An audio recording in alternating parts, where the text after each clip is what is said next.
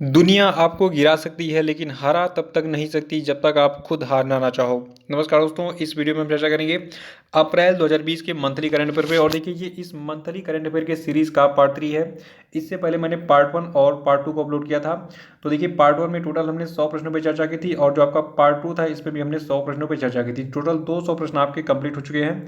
और इन अगर part 1 part 2 को आपने नहीं देखा है तो उन दोनों की लिंक आपको मिलेगी नीचे डिस्क्रिप्शन बॉक्स में, वहाँ पे क्लिक कीजिए और पार्ट 1 पार्ट 2 को देख डालिए। बाकी जो आपका ये पार्ट 3 है, इसमें भी हम 100 प्रश्नों पे चर्चा करेंगे। टोटल आपके 300 करंट अफेयर जो है वो तैयार हो जाएंगे फिर अप्रैल 2020 के। और देखिए, इस वीडियो में जितने भी करंट अफेयर हैं वो बहुत ही सिलेक्टिव हैं, और ये आपकी आने वाली परीक्षाओं जैसे कि UPSC, SSC, bank, railway, police, मतलब जितनी भी परीक्षाएं हैं सभी के लिए ये मोस्ट इंपॉर्टेंट है। तो शुरू से लास्ट तक वीडियो में बने रहिए। और देखिए, इस वीडियो को पूरा देखने के बाद आप इसकी पीडीएफ फाइल जो है वो भी डाउनलोड कर सकते हैं। नीचे डिस्क्रिप्शन बॉक्स में जो है इस वीडियो के पीडीएफ के लिए मिल जाएगी। और इस पीडीएफ की खास बात यह है कि इसमें आपको पूरे करंट अफेयर जो है जो आपके अप्रैल महीने के हैं वो इकट्ठे एक साथ मिल जाएंगे, वो भी पूरे डिटेल में। तो पहले पूरा वीडियो देख डालिए, सारे फैक्ट को समझ डालिए, और उसके बाद फिर पीडीएफ को डाउनलोड कर लीजिएगा। तो चलिए कंटिन्यू करते हैं इस सीरीज को। लेकिन एक चीज़ और है, देखिए, अगर आप इस चैनल पे नए हैं तो चैनल को भी सब्सक्राइब कर लीजिएगा। बाकी पार्ट 1 पार्ट 2 को देख लीजिएगा, और वीडियो को लाइक करके इसको शेयर जरूर करिएगा। देखिए दोस्तों, एक और प्रश्न आपका है कि shuttling to the top the story of PV Sindhu पुस्तक जो है ये किसके द्वारा लिखी गई है। तो देखिए, इस पुस्तक को लिखा है वी कृष्ण स्वामी ने। फिर से सुन लीजिए, देखिए, shuttling to the top the story of PV Sindhu पुस्तक को लिखा है वी कृष्ण स्वामी ने। और देखिए, इस किताब में बैडमिंटन खिलाड़ी पीवी सिंधु के शुरुआती जीवन से लेकर विश्व चैंपियन बनने तक की यात्रा के बारे में बताया गया है। और देखिए, इस पुस्तक को हार्पर कॉलिंस पब्लिशर्स के द्वारा प्रकाशित किया गया है। और 202वां प्रश्न है कि अप्रैल 2020 में रेटिंग एजेंसी फिच सॉल्यूशंस ने वित्त वर्ष 2020-21 में भारत के आर्थिक विकास के पूर्वानुमान को 4.6% से घटाकर कितना किया। तो देखिए, इसको 4.6% से घटाकर जो है फिच ने कर दिया था 1.8%। फिर से सुन लीजिए, देखिए, अप्रैल 2020 में जो है जो आपकी क्रेडिट रेटिंग एजेंसी है फिच सॉल्यूशंस, इसने जो है फाइनेंशियल 2020-21 में भारत के आर्थिक विकास के पूर्वानुमान को 4.6% से घटाकर कर दिया 1.8%। 203वां प्रश्न है कि त्रिशूर पूरम उत्सव किस राज्य में मनाया जाता है। तो देखिए, ये मनाया जाता है आपका केरल राज्य में, और इसको आपको हर हालत में याद रखना है। याद रखिएगा कि त्रिशूर पूरम उत्सव मनाया जाता है केरल राज्य में। और इसके बारे में करंट न्यूज़ क्या है, देखिए, त्रिशूर पूरम उत्सव जो है ये केरल में हिंदुओं का एक प्रमुख त्यौहार है, और ये जो है केरल का एक वार्षिक उत्सव है, हर साल आयोजित किया जाता है। और ये जो है केरल के वल्लुनावाडु क्षेत्र में जो है स्थित देवी दुर्गा और भगवान शिव को समर्पित है। और ये जो ये त्रिशूर ब्रह्मोत्सव, इसमें क्या करते हैं हम लोग, रंग बिरंगे परिधान पहनते हैं और हाथियों को सजाते हैं, और हाथियों को सजाकर उनकी झांकियाँ वगैरह निकालते हैं। ठीक है, तो ये सारी जानकारी याद रखना है त्रिशूर ब्रह्मोत्सव के बारे में। और देखिए, इसके बारे में अपडेट यह है कि इस साल कोरोना वायरस के कारण इस उत्सव को नहीं मनाया जाएगा केरल में। और केरल की बात करते हैं, केरल के जो वर्तमान में राज्यपाल हैं इनका नाम है आरिफ मोहम्मद खान। यहाँ की कैपिटल तिरुवनंतपुरम है। केरल की टोटल पॉपुलेशन है 3.48 करोड़। और केरल के जो चीफ मिनिस्टर हैं इनका नाम है पिनराई विजयन। 204वां प्रश्न है कि हाल ही में किस राज्य सरकार के द्वारा एक अध्यादेश के माध्यम से राज्य निर्वाचन आयुक्त यानी कि स्टेट इलेक्शन कमिश्नर के कार्यकाल में कटौती की गई है। तो देखिए, ये राज्य आपका है आंध्र प्रदेश। देखिए, आंध्र प्रदेश में जो स्टेट इलेक्शन कमिश्नर थे, पहले इनका जो है कार्यकाल 5 साल का हुआ करता था, लेकिन अब ये घटाकर 3 साल का कर दिया गया है। देखिए, आंध्र प्रदेश में जो है वहाँ की विधानसभा में एक अध्यादेश के माध्यम से पंचायत राज अधिनियम 1994 यानी कि पंचायत राज एक्ट 1994 में संशोधन के माध्यम से वहाँ के राज्य निर्वाचन आयुक्त का जो कार्यकाल है ये अब 3 साल तक जो है सीमित कर दिया गया है। और आंध्र प्रदेश की बात कर लेते हैं। देखिए, आंध्र प्रदेश राज्य जो है यहाँ के राज्यपाल हैं विश्वभूषण हरिचंदन, और पॉपुलेशन यहाँ की है 4.97 करोड़। और देखिए, वह यहाँ के जो चीफ मिनिस्टर का नाम है YS जगन मोहन रेड्डी। 205वां प्रश्न है कि rating agency standard and poor's के अनुसार वित्त वर्ष 2020-21 में भारत की विकास दर जो है ये निम्न में से कितने प्रतिशत रहेगी। तो देखिए, स्टैंडर्ड एंड पुअर्स के अनुसार वित्त वर्ष 2020-21 में जो भारत की सकल घरेलू उत्पाद की वृद्धि दर है ये रहेगी 1.8%। और देखिए, जो आपका स्टैंडर्ड एंड पुअर्स है इसने पहले कहा था इसे कि जो भारत की सकल घरेलू उत्पाद की वृद्धि दर है ये 2020-21 में रहेगी कितनी, 3.5%। ठीक है, लेकिन अब इसको घटा दिया है, कितना कर दिया है, 1.8%। ये दोनों चीज़ याद रखिएगा। और देखिए, सकल घरेलू उत्पाद क्या होता है ये एक लाइन में मैं आपको बताऊंगा, और उसको आपको याद रखना है क्योंकि एग्जाम में बार बार पूछा जाता है। देखिए, जो आपका सकल घरेलू उत्पाद होता है यानी कि ग्रॉस डोमेस्टिक प्रोडक्ट होता है यानी कि GDP होता है, ये एक अर्थव्यवस्था के आर्थिक प्रदर्शन का एक बुनियादी माप होता है और ये जो है एक वर्ष में एक राष्ट्र की सीमा के भीतर सभी अंतिम माल और सेवाओं का बाजार मूल्य होता है। तो ये परिभाषा याद रखिएगा, एग्जाम में पूछा जाता है बार बार। और देखिए स्टैंडर्ड एंड पुअर्स की बात कर लेते हैं। देखिए जो आपका स्टैंडर्ड एंड पुअर्स है, इसका हेडक्वार्टर है अमेरिका के न्यूयॉर्क में और इसके जो संस्थापक हैं इनका नाम है हेनरी वर्नम पुअर, ठीक है। और इन्होंने इसकी स्थापना 1860 में की थी। 206वां प्रश्न है कि हाल ही में किसने भारत की अमूर्त सांस्कृतिक विरासत यानी कि इनटेंजिबल कल्चरल हेरिटेज की राष्ट्रीय सूची जारी की है। तो देखिए इस राष्ट्रीय सूची को जारी किया है प्रहलाद सिंह पटेल ने। और जो कि प्रहलाद सिंह पटेल है ये कौन है, देखिए ये जो है वर्तमान में भारत के केंद्रीय संस्कृति मंत्री स्वतंत्र प्रभार हैं। और जो आपका ये भारत का अमूर्त सांस्कृतिक विरासत है इसके बारे में जान लीजिए। देखिए भारत की अमूर्त सांस्कृतिक विरासत की जो आपकी ये राष्ट्रीय सूची होगी, ठीक है, तो ये संस्कृति मंत्रालय के विजन 2024 का भाग है और इसका लक्ष्य है भारत के विविध राज्यों की अमूर्त सांस्कृतिक विरासत परंपराओं के बारे में राष्ट्रीय और अंतर्राष्ट्रीय स्तर पर जो है जागरूकता फैलाना और उनका संरक्षण सुनिश्चित करना। 207वां प्रश्न है कि हाल ही में किस बैंक ने सार्वजनिक स्थानों पर सोशल डिस्टेंसिंग को बढ़ावा देने के लिए hashtag HDFC bank safety grid अभियान आरंभ किया है।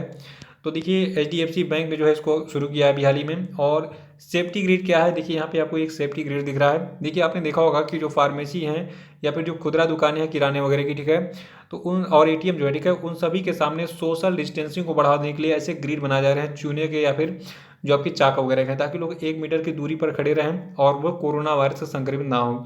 तो कुछ यही काम किया जाएगा सेफ्टी ग्रिड के माध्यम से, ठीक है। और देखिए जो आपके ये सेफ्टी ग्रिड होंगे ये विश्व स्वास्थ्य संगठन के द्वारा निर्देशित 1 मीटर की दूरी के तहत बनाए जाएंगे।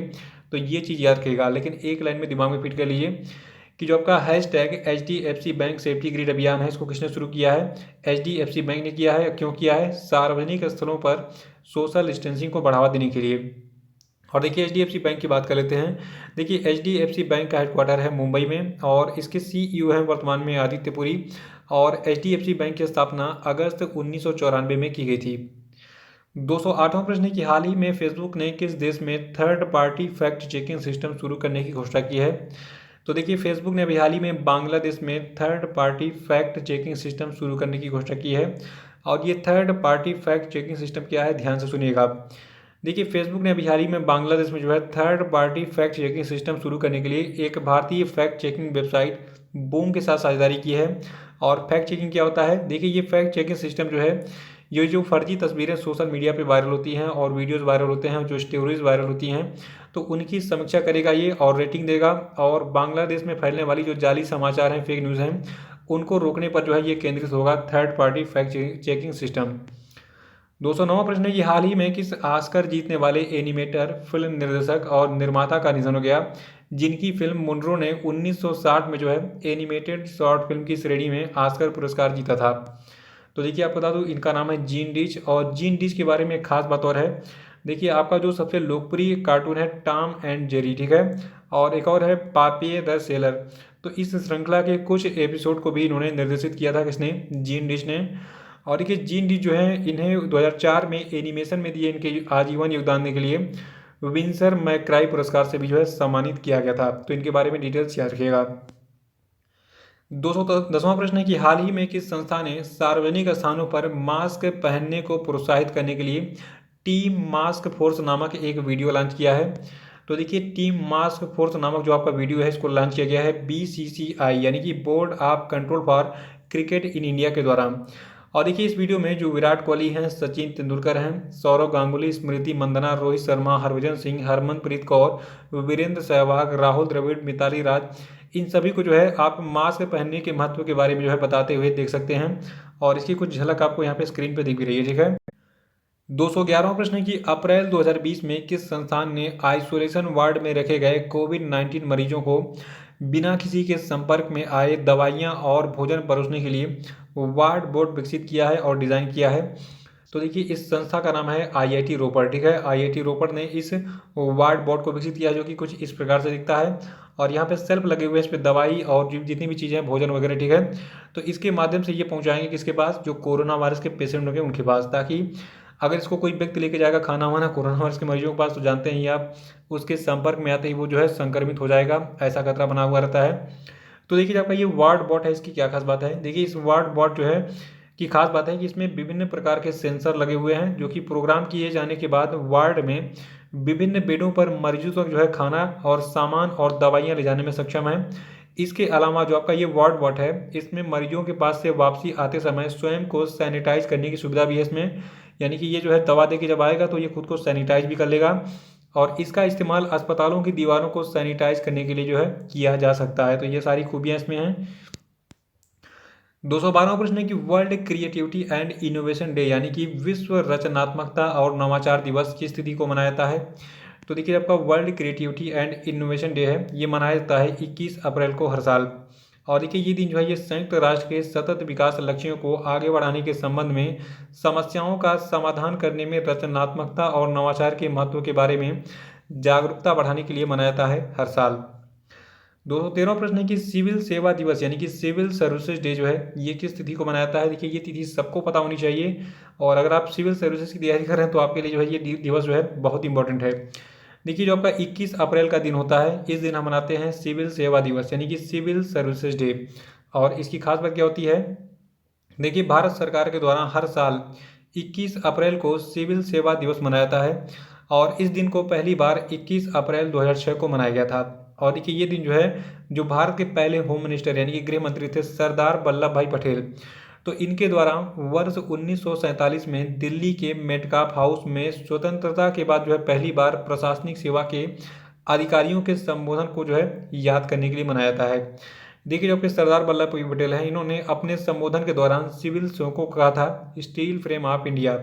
और ये प्रश्न के रूप में एग्जाम में बहुत बार पूछा चुका है कि निम्नलिखित में से किस व्यक्ति ने जो है जो आपके सिविल सर्विसेज के सेवक हैं, मतलब जो सिविल सर्वेंट हैं, उनको कहा था स्टील फ्रेम ऑफ इंडिया? तो इसको कहा था सरदार वल्लभ भाई पटेल ने, ठीक है, जो कि भारत के पहले होम मिनिस्टर यानी कि गृह मंत्री थे।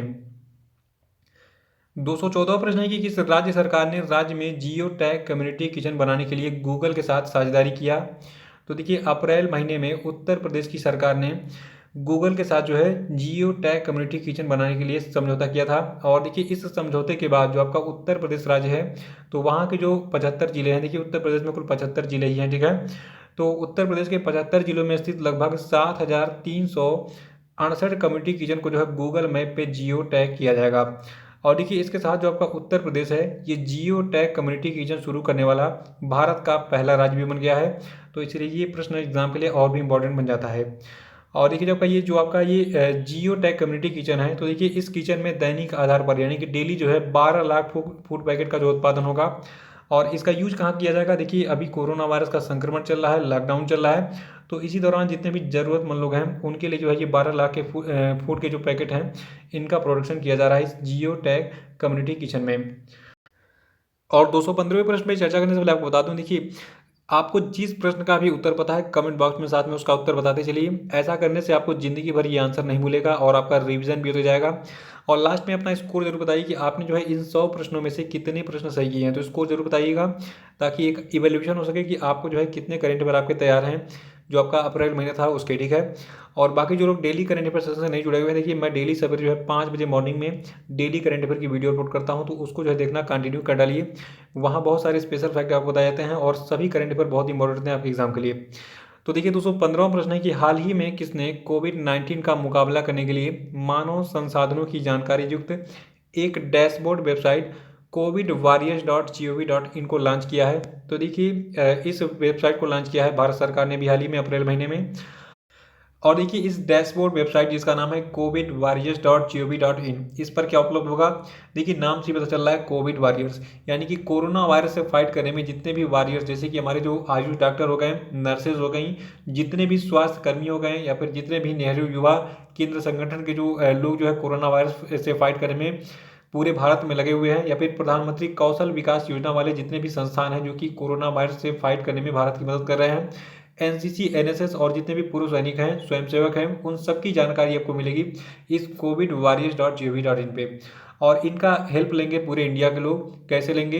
देखिए आपको पता है कि जो राशन की दुकानें हैं वहाँ पे कहा जा रहा है कि सोशल डिस्टेंसिंग कीजिए, उसके लिए गोल गोल घेरे बनाए जा रहे हैं 1 मीटर पे, यहाँ पे खड़े रहिए ताकि पास पास आप खड़े ना हो और संक्रमण आपके अंदर कोरोना वायरस का ना फैले। तो ये सभी चीज़ें जो है सोशल डिस्टेंसिंग को लागू करने के लिए की गई हैं और इसीलिए जो है इस covidwarriors.gov.in पे जो है इन सभी जितने भी प्रोफेशनल लोग हैं जो कि लगे हुए हैं कोरोना वायरस से फाइट करने में, यानी कि जो हमारे कोरोना योद्धा, ठीक है, तो इसीलिए इस वेबसाइट पे इनकी जानकारी दी गई है ताकि इनकी जो है इस वेबसाइट के माध्यम से पूरे भारत में सहायता ली जा सके। 216वां प्रश्न है कि हाल ही में किस संस्थान के शोधकर्ताओं ने रोग के कारणों का तेजी से पता लगाने के लिए बग स्नीफर नाम का जो है एक उपकरण विकसित किया है। तो देखिए जो आपका ये बग स्नीफर उपकरण है इसको विकसित किया है अघरकर अनुसंधान संस्थान पुणे ने। और बग स्नीफर के बारे में डिटेल्स क्या है, देखिए जो आपका बग स्नीफर है ये एक प्रकार का बायोसेंसर है जो कि बैक्टीरिया की मौजूदगी का पता लगाने के लिए सिंथेटिक पेप्टाइड्स, चुंबकीय नैनो पार्टिकल के साथ जो है क्वांटम डॉट्स का इस्तेमाल करता है। और इसीलिए जो है इसे पानी और फूड बॉर्न, यानी कि जो खाने से होने वाले रोगजनक कीटाणु और जीवाणु और विषाणु है, ठीक है, तो उनका पता लगाने के लिए जो है कम लागत और कम समय का जो है प्रभावी तरीका बताया जा रहा है।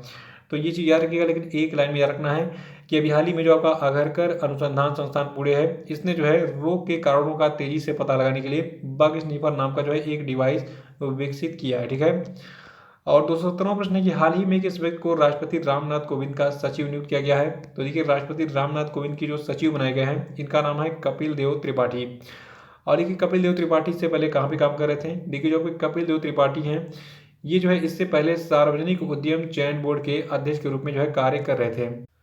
218वां प्रश्न है कि हाल ही में किसने दृष्टिहीन लोगों के लिए टॉक बैक कीबोर्ड विकसित किया। तो देखिए इस टॉक बैक कीबोर्ड को विकसित किया गूगल ने। और एंड्रॉयड का जो वर्जन 5 वाला जो मोबाइल है, ठीक है, और इससे उच्चतर वर्जन के जितने भी मोबाइल हैं उसमें ये जो है सपोर्ट करता है टॉक बैक कीबोर्ड। और ये जो है ब्रेल ग्रेड 1 और 2 का जो है समर्थन करता है, यानी कि उसको सपोर्ट करता है। और आपको बता दूं जो आपका गूगल है इसने ब्रेल डेवलपर्स के अलावा ब्लाइंड और लो विजन जैसी समस्याओं से जूझ रहे लोगों के साथ मिलकर जो है इस कीबोर्ड को तैयार किया है। और इसको तैयार किस लिए किया गया है, देखिए बहुत सारे लोग हैं जिनको दिखता नहीं है या फिर कम दिखाई देता है, तो जितने भी दृष्टि बाधित लोग हैं उनके लिए ये जो आपका ब्रेल कीबोर्ड है इसका नाम है टॉक बैक कीबोर्ड, ठीक है, तो इसको विकसित किया है गूगल ने। 219वां प्रश्न है कि कोरोना को पूरी तरीके से खत्म करने वाला भारत का पहला राज्य कौन बना। तो देखिए कोरोना को पूरी तरीके से खत्म करने वाला जो भारत का पहला राज्य बना है ये आपका गोवा है। गोवा में कुल 7 मामले थे जिनमें 6 मामले पहले रिकवर कर लिए गए थे और 7वां जो है अभी रिसेंटली रिकवर किया गया था अप्रैल महीने में। तो सबसे पहले कोरोना फ्री कौन सा राज्य हुआ भारत का, गोवा राज्य हुआ था, ठीक है। और देखिए गोवा में कोरोना वायरस का अब एक भी मरीज नहीं है वर्तमान में। और गोवा की बात करें तो गोवा के जो चीफ मिनिस्टर हैं इनका नाम है प्रमोद सावंत, गोवा के राज्यपाल है सत्यपाल मलिक और गोवा की कैपिटल है पणजी। 220वां प्रश्न है कि हाल ही में किस राज्य सरकार के द्वारा गोदावरी नदी घाटी क्षेत्र में निवास करने वाले आदिवासी आबादी के बीच कोविड-19 परीक्षण के लिए सर्वोच्च न्यायालय में एक याचिका दायर की गई है। तो देखिए ये राज्य सरकार आपकी आंध्र प्रदेश की है और आंध्र प्रदेश की सरकार को जो है इस कोविड-19 परीक्षण के लिए सर्वोच्च न्यायालय में याचिका क्यों दायर करनी पड़ी ये भी जान लीजिए। देखिए जो आपका आंध्र प्रदेश राज्य है वहाँ पर गोदावरी नदी स्थित है और गोदावरी नदी पर पोलावरम सिंचाई परियोजना का निर्माण चल रहा है। तो भारत सरकार चाहती है जल्दी से इस परियोजना को पूरा किया जाए ताकि यहाँ के अगल बगल के लोग जो है इस पोलावरम सिंचाई परियोजना का लाभ ले सकें, ठीक है। तो देखिए जो आपका ठेकेदार है इस पर भी प्रेशर बना हुआ कि जल्दी से हमको पूरा करना है अपना टारगेट। तो ये जो है इसके जितने भी प्रवासी वर्कर हैं ये जो है इसी गोदावरी नदी घाटी क्षेत्र में निवास कर रहे हैं जो इस पोलावरम सिंचाई परियोजना में जो है इसके निर्माण कार्य में काम कर रहे हैं, ठीक है। और एक खास बात और है, ये ना मास्क लगा रहे हैं अपना हाथ धो रहे हैं सैनिटाइजर से। तो इसीलिए जो आंध्र प्रदेश की सरकार है इसको ये डर है कि कहीं जो आपका ये गोदावरी नदी घाटी क्षेत्र है यहाँ पर निवास करने वाले जितने भी आदिवासी लोग हैं वो कोरोना वायरस से संक्रमित तो नहीं हो गए हैं। तो इसीलिए जो है इसने इन सभी लोगों के लिए, यानी कि जो आपकी ये आदिवासी आबादी है गोदावरी नदी घाटी क्षेत्र का, ठीक है, तो इन सभी के कोविड-19 परीक्षण के लिए इसने सर्वोच्च न्यायालय में ये याचिका दायर की है। तो ये डिटेल्स नोट दिमाग में बनाए रखिएगा। और देखिए जो आपकी ये पोलावरम सिंचाई परियोजना है इसके बारे में डिटेल आपको स्क्रीन पर दिख रहा है, अब इसका स्क्रीनशॉट लीजिए और इसको आराम से बिल्कुल पढ़ के नोट करके जो है रख लीजिएगा, ठीक है। 221वां प्रश्न है कि हाल ही में जैव प्रौद्योगिकी विभाग ने कितने कंपनियों को कोविड-19 का टीका विकसित करने के लिए अभी हाल ही में धन मुहैया कराने के लिए जो है चुना है। तो देखिए जो आपका डिपार्टमेंट ऑफ बायोटेक्नोलॉजी है, ठीक है, तो इसने अभी हाल ही में टोटल 3 कंपनियों को जो है कोविड-19 का टीका विकसित करने के लिए धन मुहैया कराने के लिए चुना है। और ये 3 कंपनियां कौन सी हैं, देखिए पहली कंपनी है कैडिला हेल्थ केयर लिमिटेड, दूसरा है भारत बायोटेक इंटरनेशनल लिमिटेड और तीसरा है serum institute of India private limited. और देखिए जो आपका ये जैव प्रौद्योगिकी विभाग जो आपका है, ठीक है, जिसको अंग्रेजी में हम कहते हैं डिपार्टमेंट ऑफ बायोटेक्नोलॉजी और शॉर्ट में कहते हैं डीबीटी। तो देखिए इसके वर्तमान में सेक्रेटरी हैं डॉक्टर रेणु स्वरूप और इसकी स्थापना की गई थी 1986 में। हेडक्वार्टर इसका स्थित है नई दिल्ली में। पेरेंट ऑर्गेनाइजेशन इसकी है ministry of science and technology, यानी कि जो आपका भारत का विज्ञान और प्रौद्योगिकी मंत्रालय है इसकी पेरेंट ऑर्गेनाइजेशन है, ठीक है। 222वां प्रश्न है कि किस देश ने भारत के द्वारा प्रत्यक्ष विदेशी निवेश नीति में किए गए बदलाव को WTO के सिद्धांतों का उल्लंघन करार दिया है? तो देखिए ये देश आपका चीन है। चीन ने हाल ही में भारत के द्वारा प्रत्यक्ष विदेशी निवेश नीति में जो बदलाव किया गया है उसको वर्ल्ड ट्रेड ऑर्गेनाइजेशन के सिद्धांतों का उल्लंघन करार दिया है। और क्यों दिया है? देखिए कोरोना वायरस महामारी के कारण चीनी निवेश और भारतीय कंपनियों के टेक ओवर को रोकने के लिए भारत सरकार ने अभी हाल ही में बड़ा कदम उठाया है। और बड़ा कदम उठाते हुए अभी रिसेंटली जो है FDI के जो यानी कि फॉरेन डायरेक्ट इन्वेस्टमेंट के यानी कि प्रत्यक्ष विदेशी निवेश के जितने भी नियम है उसमें बड़ा बदलाव किया था। और इस बदलाव के बाद अब जो है कोई भी विदेशी कंपनी किसी भारतीय कंपनी का अधिग्रहण या फिर विलय नहीं कर सकी, ऐसा नियम बनाया था, ठीक है।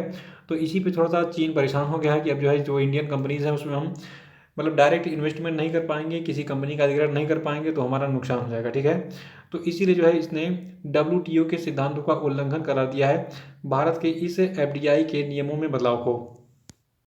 223वां प्रश्न है कि भारतीय रिजर्व बैंक ने चालू वित्त वर्ष की पहली छमाही के लिए केंद्र सरकार को कामकाज के लिए तात्कालिक नकदी की जरूरत के लिए जो उधार की सीमा है इसको 1.2 लाख करोड़ रुपए से बढ़ाकर कितना किया? तो देखिए इसको बढ़ाकर किया गया है 2 लाख करोड़ रुपए। देखिए अभी हाल ही में रिजर्व बैंक ऑफ इंडिया के द्वारा एक विज्ञप्ति जारी की गई थी और इसमें कहा गया है कि जो आपका चालू वित्त वर्ष है 2020-21 वाला, ठीक है, तो इसकी जो पहली छमाही होगी यानी कि अप्रैल से सितंबर तक का जो पीरियड होगा तो इसकी शेष अवधि के खर्चों को पूरा करने के लिए और वर्तमान में जो आपका कोरोना वायरस का संकट चल रहा है, ठीक है, तो इससे लड़ने के लिए जो उधार की सीमा है ये बढ़ाई गई है 1.2 लाख करोड़ रुपए से कितनी 2 लाख करोड़ रुपए। और देखिए अभी कुछ समय पहले जो आपका रिजर्व बैंक ऑफ इंडिया है इसने जो है भारत के जितने भी राज्य हैं उनकी खर्च की ज़रूरतों को पूरा करने के लिए और कोरोना वायरस से फाइट करने के लिए उनका जो अर्थोपाय ऋण था तो उसकी सीमा को जो है 30% से बढ़ाकर 60% कर दिया था। तो ये चीज़ भी दिमाग में बनाए रखिएगा। और 224वां प्रश्न जो है ये सबसे इंपॉर्टेंट है। देखिए ये प्रश्न है कि किस तिथि को अर्थ डे यानी कि पृथ्वी दिवस मनाया जाता है? तो देखिए पृथ्वी दिवस को हम हर साल मनाते हैं 22 अप्रैल को। और जो आपका ये पृथ्वी दिवस यानी कि अर्थ डे है तो देखिए ये जो है इंटरनेशनल मदर अर्थ डे यानी कि अंतर्राष्ट्रीय मातृ पृथ्वी दिवस के नाम से भी जाना जाता है। और 1970 में पूरी दुनिया ने पहला पृथ्वी दिवस मनाया था। और क्रम से देखा जाए इसी प्रकार तो 2020 में हमने जो है 50वां विश्व पृथ्वी दिवस मनाया है, ठीक है। तो ये चीज़ आपको दिमाग में बनाए रखना है। और सबसे खास बात देखिए 2020 का जो आपका ये पृथ्वी दिवस है यानी कि अर्थ डे है तो इसकी थीम है क्लाइमेट एक्शन। ये थीम आपको हर हालत में याद रखनी है, ये सभी परीक्षाओं के लिए इंपॉर्टेंट है। और 225वां प्रश्न है कि विश्व पुस्तक एवं कॉपीराइट दिवस जो है ये किस तिथि को मनाया जाता है? तो देखिए ये तिथि आपकी है 23 अप्रैल। और जो आपका विश्व पुस्तक एवं कॉपीराइट दिवस है इसको अंग्रेजी में हम कहते हैं world book and copyright day. और देखिए कुछ देशों में इस world book and copyright day को जो है विश्व पुस्तक दिवस के नाम से भी मनाया जाता है, ठीक है। तो डेट एक ही है, नाम तीन है, अंग्रेजी में, हिंदी में और एक अन्य नाम है विश्व पुस्तक दिवस। तो अगर परीक्षा में पूछे कि विश्व पुस्तक एवं कॉपीराइट दिवस कब मनाता है तो आपका उत्तर होगा 23 अप्रैल। अगर एग्जाम में पूछे कि विश्व पुस्तक दिवस कब मनाता है तब भी आपका उत्तर होगा 23 अप्रैल, क्योंकि ये चीज़ एक ही है, बस नाम अलग हो गया है, ठीक है। और आपको बता दूं कि जो आपका पहला विश्व पुस्तक एवं कॉपीराइट दिवस है तो देखिए इसको जो है 23 अप्रैल 1995 को मनाया गया था। 226वां प्रश्न है कि हाल ही में किस राज्य सरकार ने मुख्यमंत्री कोविड-19 योद्धा कल्याण योजना लॉन्च किया है? तो देखिए इस मुख्यमंत्री कोविड-19 योद्धा कल्याण योजना को लॉन्च किया मध्य प्रदेश की सरकार ने। मध्य प्रदेश के जो मुख्यमंत्री का नाम है शिवराज सिंह चौहान। और देखिए इन्होंने जो इस योजना को लॉन्च किया है जिसका नाम है मुख्यमंत्री कोविड-19 योद्धा कल्याण योजना। तो देखिए इस योजना के अनुसार यदि कोरोना वायरस से लड़ते हुए किसी भी कर्मचारी की मृत्यु हो जाती है मध्य प्रदेश राज्य में तो उसके परिजन को 50 लाख रुपए का जो है सहायता राशि दिया जाएगा। 227वां प्रश्न है कि हाल ही में किस राज्य सरकार ने मानसून से पहले राज्य में जल निकायों को गहरा करने के लिए सुजलाम सुफलाम जल संचय अभियान के तीसरे संस्करण की शुरुआत की है? तो देखिए ये राज्य आपका गुजरात है। और इस योजना का टारगेट क्या है? देखिए जो आपकी ये योजना है सुजलाम सुफलाम जल संचय अभियान, यहाँ पे फोटो देख के लग रहा होगा कि जो आपका रेन वाटर है इसको हार्वेस्ट करने के लिए इस योजना को चलाया जा रहा है, ठीक है। देखिए इस योजना को गुजरात की जो राज्य सरकार है ये वहाँ की पंचायत और NGO के सहयोग से चला रही है। और इस जल संचय अभियान के तहत बनाए गए जितने भी जलाशय हैं, ठीक है, तो उनमें बारिश का पानी संचय करके पानी की कमी से जूझ रहे जो इलाके हैं गुजरात के, ठीक है, तो वहाँ पर पेयजल और सिंचाई का जो पानी है उसकी व्यवस्था की जाती है गुजरात में। तो ये काम आप भी कर सकते हैं। जो आपका ये छत का जो रेन वाटर होता है, ठीक है, बरसात के समय में, तो उसमें पाइप वाइप लगा के जो उसको टंकी में स्टोर कर सकते हैं। और मैंने खुद अपने मकान में इसको अप्लाई किया है। मेरा जो रेन वाटर है, रेन वाटर का मतलब जितना भी पानी मैं यूज़ करता हूँ वो सीधे जो है एक टैंक मैंने बनाया है, सेप्टिक टैंक, उसमें वो जाता है, फिर वहाँ से वो जो है फिर अवशोषित होकर जो फिर वो ज़मीन के अंदर फिर चला जाता है। तो इस प्रकार मैं कुछ पानी का बचत कर लेता हूँ और आप भी ऐसा कर सकते हैं अगर आप चाहें, देश के लिए और दुनिया के लिए कुछ करना चाहते हैं तो। 228वां प्रश्न है कि हाल ही में फेसबुक ने रिलायंस जियो प्लेटफॉर्म लिमिटेड में कितने फीसदी हिस्सेदारी खरीदने की घोषणा की है। तो देखिए ये प्रश्न बहुत इंपॉर्टेंट है, ध्यान सुनिएगा। देखिए अभी हाल ही में अप्रैल महीने में फेसबुक ने जो है रिलायंस जियो में कुल उसकी जो है 9.99% हिस्सेदारी खरीदने की घोषणा की थी। और देखिए जो आपकी फेसबुक कंपनी है इसने 22 अप्रैल 2020 को जो आपका जियो प्लेटफॉर्म है, ठीक है, तो रिलायंस जियो प्लेटफॉर्म लिमिटेड में कुल 9.9% हिस्सेदारी के लिए 43,574 करोड़ रुपये के जो है निवेश की घोषणा की थी। और देखिए इस डील के बाद जो आपका फेसबुक है ये अब जो है जो आपका जियो प्लेटफॉर्म लिमिटेड है रिलायंस का, ठीक है, तो इसका सबसे बड़ा शेयर होल्डर बन जाएगा। और 229वां प्रश्न है कि हाल ही में किस व्यक्ति को भारत में हुआवेई टेलीकॉम का नया मुख्य कार्यकारी अधिकारी नियुक्त किया गया है। तो देखिए ये व्यक्ति आपके हैं डेविड ली और इन्होंने इस पद पर जे चेन का स्थान लिया है। और देखिए अभी ये हुआवेई कंपनी है, आपको पता होगा ये जो है इलेक्ट्रॉनिक उपकरण बनाती है, मोबाइल, रेफ्रिजरेटर, फ्रिज, कूलर जो भी है। और देखिए जो आपका ये कंपनी है हुआवेई, तो इसका मुख्यालय है चीन के शेंजेन में। और वर्तमान में जो आपकी ये चीन वाली कंपनी है जिसका नाम है हुआवेई, तो इसके सीईओ हैं रेन झेंगफेई। देखिए कंफ्यूज नहीं होना है, यहाँ भी हमने एक सीईओ की बात की है, ये सीईओ जो है ये भारत के लिए अपॉइंट किया गया, ठीक है, तो यहाँ पे हमने क्या बात की, भारत में हुआवेई टेलीकॉम के नए मुख्य कार्यकारी अधिकारी कौन बने हैं, इनका नाम है डेविड ली। और जो चीन में इसका हेडक्वार्टर है वहाँ पे इसकी चीफ एग्जीक्यूटिव ऑफिसर कौन है, रेन झेंगफेई। तो इस चीज़ में आपको कंफ्यूज नहीं होना है। 230वां प्रश्न है, हाल ही में पेटीएम पेमेंट बैंक लिमिटेड ने वर्चुअल और फिजिकल डेबिट कार्ड जारी करने के लिए किसके साथ साझेदारी की है। तो देखिए पेटीएम पेमेंट बैंक लिमिटेड ने अभी हाल ही में अप्रैल महीने में मास्टर कार्ड के साथ जो है ये साझेदारी की थी, किस लिए, वर्चुअल और फिजिकल डेबिट कार्ड जारी करने के लिए। और देखिए मास्टर कार्ड के बारे में दो चीज़ याद रखिएगा। पहला ये कि मास्टर कार्ड के जो सीईओ हैं इनका नाम है अजय पाल सिंह बंगा, और मास्टर कार्ड का जो मुख्यालय है स्थित आपका है न्यूयॉर्क यूएसए में, ठीक है। 231वां प्रश्न है कि हाल ही में किस तिथि को वीडियो कॉन्फ्रेंसिंग के माध्यम से G20 देशों के कृषि मंत्रियों की बैठक का आयोजन किया गया था। तो देखिए ये तिथि आपकी है 21 अप्रैल 2020, तिथि याद रखिएगा। और सबसे खास बात याद रखना है तो कि जो आपका ये वीडियो कॉन्फ्रेंसिंग के माध्यम से G20 देशों का कृषि मंत्रियों का बैठक आयोजित किया गया था, इसकी अध्यक्षता की थी सऊदी अरब ने। और देखिए इस बैठक में भारत की ओर से जो भारत के केंद्रीय कृषि मंत्री हैं नरेंद्र सिंह तोमर, तो इन्होंने जो इसमें पार्टिसिपेट किया था।